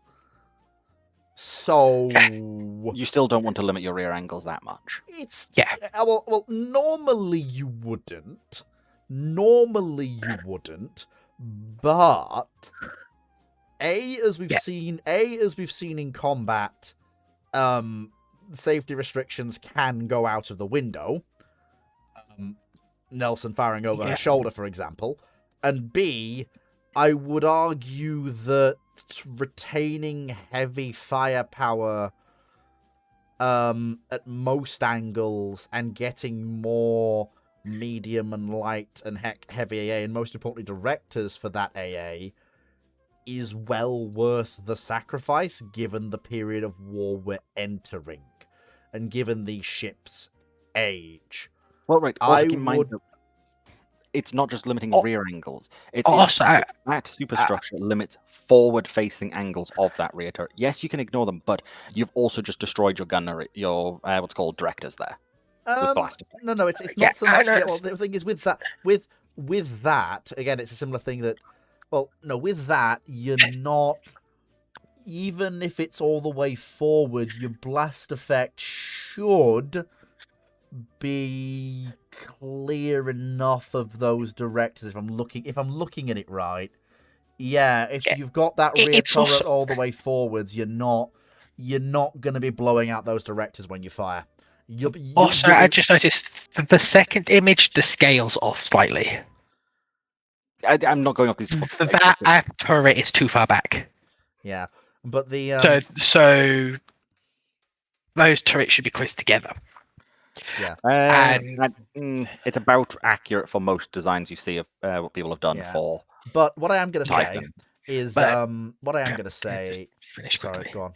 But no matter what, compared to later ships and battleships, you have got a significant portion of the deck that's required for the rotation of that turret where you can't put stuff. Oh yeah, completely. I completely agree. Yeah, But and to keep any sort of firing angles, that's even more volume, which means that she's going, compared to other ships of her size, she's going to have a much weaker light anti-aircraft armament. yeah, I think that I like that second design. You can see the concessions they've made for what they've got, and I think that's realistic. It's not. It's a compromise, and it shows. But I like that about it. They've accepted. Yeah, we're gonna have some issues with rear angles from the midships Q turret. Yeah, we're gonna have some problems. But in exchange, we get a respectable light and medium AA firepower, and we also get directors, more directors for our AA guns. Yeah, It- I it just is don't. It is a trade-off, but I think it's one well worth the making. Yeah, I don't see them doing that in the 30s with this being rebuilt though. No. Especially in the mid 30s, before the mass adoption of light AA. Yeah, no, I'll grant you When that. her actual big guns are going to be her main asset. Yeah, in that case, That's well, if going to anything, you see be the in the third one, 40s. the blue one. I don't like I the think blue that- one. If you're doing a modernization, that's probably one of the closest ones you're seeing. Yeah, I don't think you'll see biscuits in 4.5s. You'll see. No, we've already agreed on that. Yeah. We've already Yeah, agreed they're on orange. Yeah, then Like, you are but- probably. I would also say you are going to see, and I know this is a bit weird. I don't think you're going to see that much because that's 41. You're not going to see that many pom pom that early. Yeah. But this is just more as in hull design. I mean, Oh no, like, sort of completely. structure. Yeah, no, I agree. I'm more just. I I'm, do I'm think using it you'll as see a at least- segue. I'm I think using you it will as a. see octuple pom. I think you will see at least 4 octuple pom poms. Oh no, Yes, I so agree, but actually- not 40 barrels. 40 barrels is a bit much. Yeah, but that, You say but that no, that pom isn't. pom, back quickly. That pom pom neck between the center line and between the center midships turret and the aft turret, actually pretty perfectly shows the issue with that aft upper deck as an anti-aircraft platform. That to keep the midships turret usable, you can only use the very end of it, which takes away a lot of volume because you're not getting, say, what Vanguard and Hood can do, where they've got the barbettes really close together so they can fold the turrets over each other. Which was a really good design feature in Tiger in 1914. Actually, Fleet, I'm going to push back on you saying that she's got too much 40 mil. I think that's actually about right, because Warspite's partial rebuild got 4 octuple pom-poms and a whole bunch of 12.7s, but they could have stuck. It was being quite reasonable for them to instead stick another 2 quad pom-poms on. So no, I don't think having 40 barrels is actually that excessive at this period. Again, No, in the mid-30s, that is aggressively too much no, for it's RTA. not, Yeah, it because is. That is way too much. No, Fleet. The Royal Navy did this mid-30s. No, they didn't. You just said they didn't. You said it was No, 20 I said- barrels plus I said machine on- guns. No, I said they gave Warspite in her partial refit 4 octuple. So 24.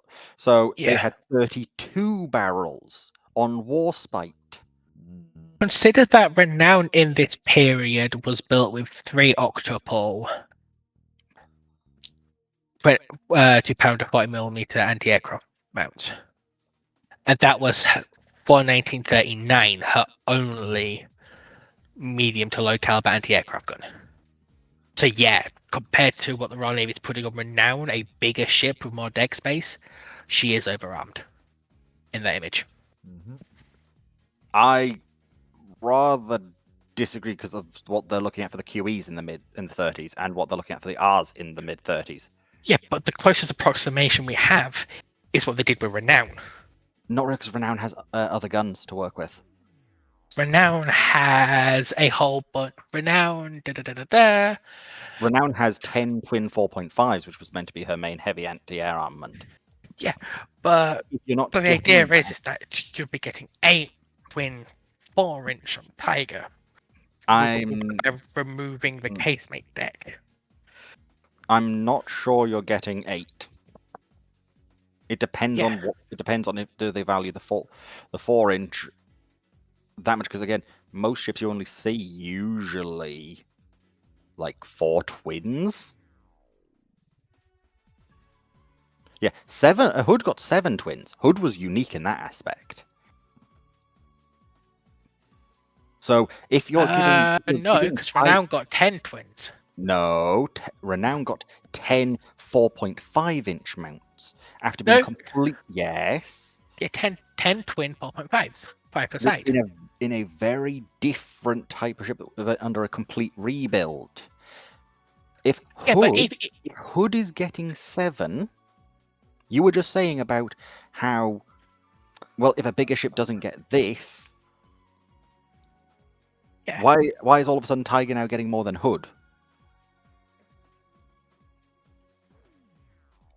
Because Hood had several other issues. Hood has deck space for it, but they chose not to. Yeah, but Hood's issues when it comes to putting the dual purpose guns on her isn't her space, deck space, it isn't her volume. It's weight for the structure of the ship. Tiger has an issue with deck space, yes. She's got an issue with internal volume, yes.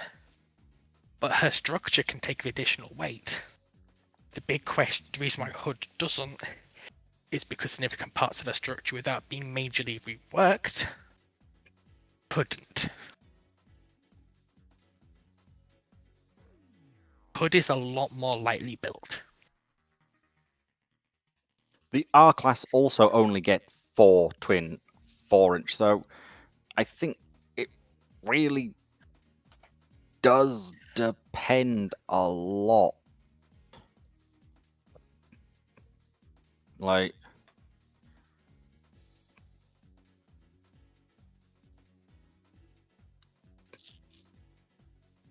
Because so for instance, Malaya also only got 4 twin 4-inch. You're wrong, but didn't Malaya still have her casemates? No, Malaya was one of the proper refits, as I recall. Uh, If I remember correctly, because 2 of them got the full rebuild, and Warspite didn't. I'm just trying to remember if which way around it was. No, bar. Or am I thinking?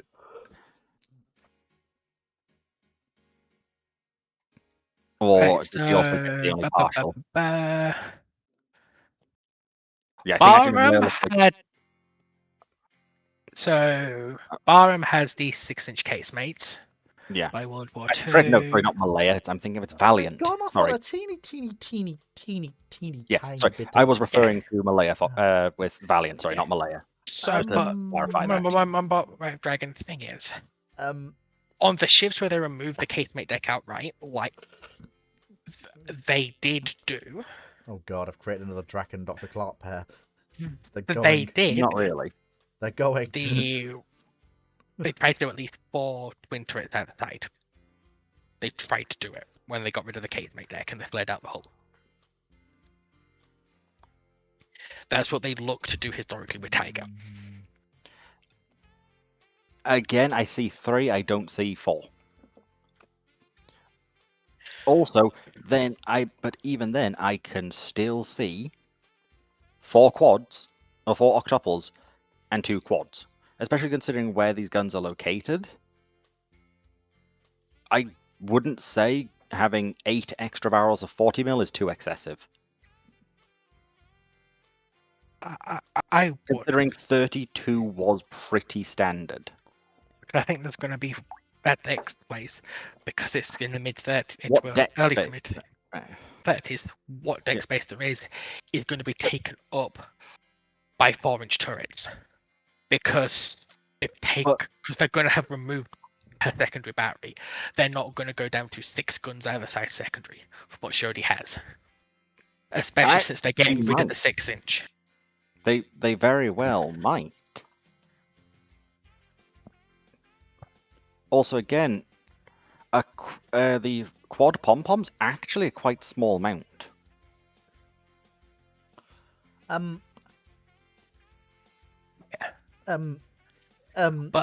So on a fundamental level, I don't believe they're going to go from 12 6-inch to 12 by 4-inch. an hour. Oh, I very much can. Because it depends. Especially since they're also getting rid of the 3-inch as well. Then you might see. Then instead of 8, I think you might see 7. Why the fuck are you putting the center line one? Because one of those is going center line.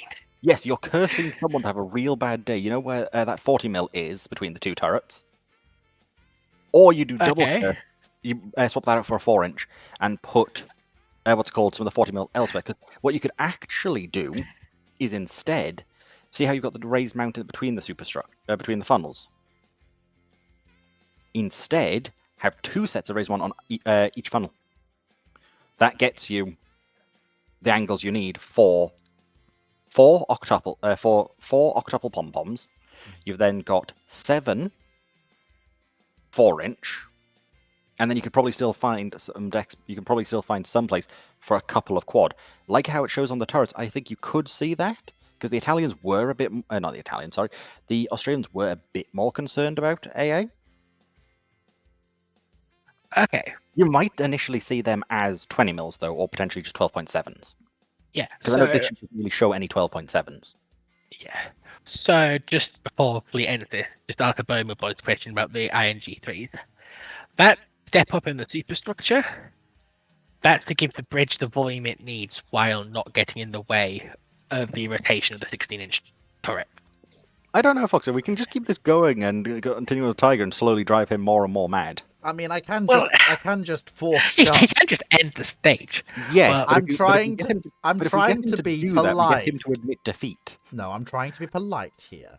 People are always complaining I'm not polite, so I'm trying to be polite. We've got RBG in the chat.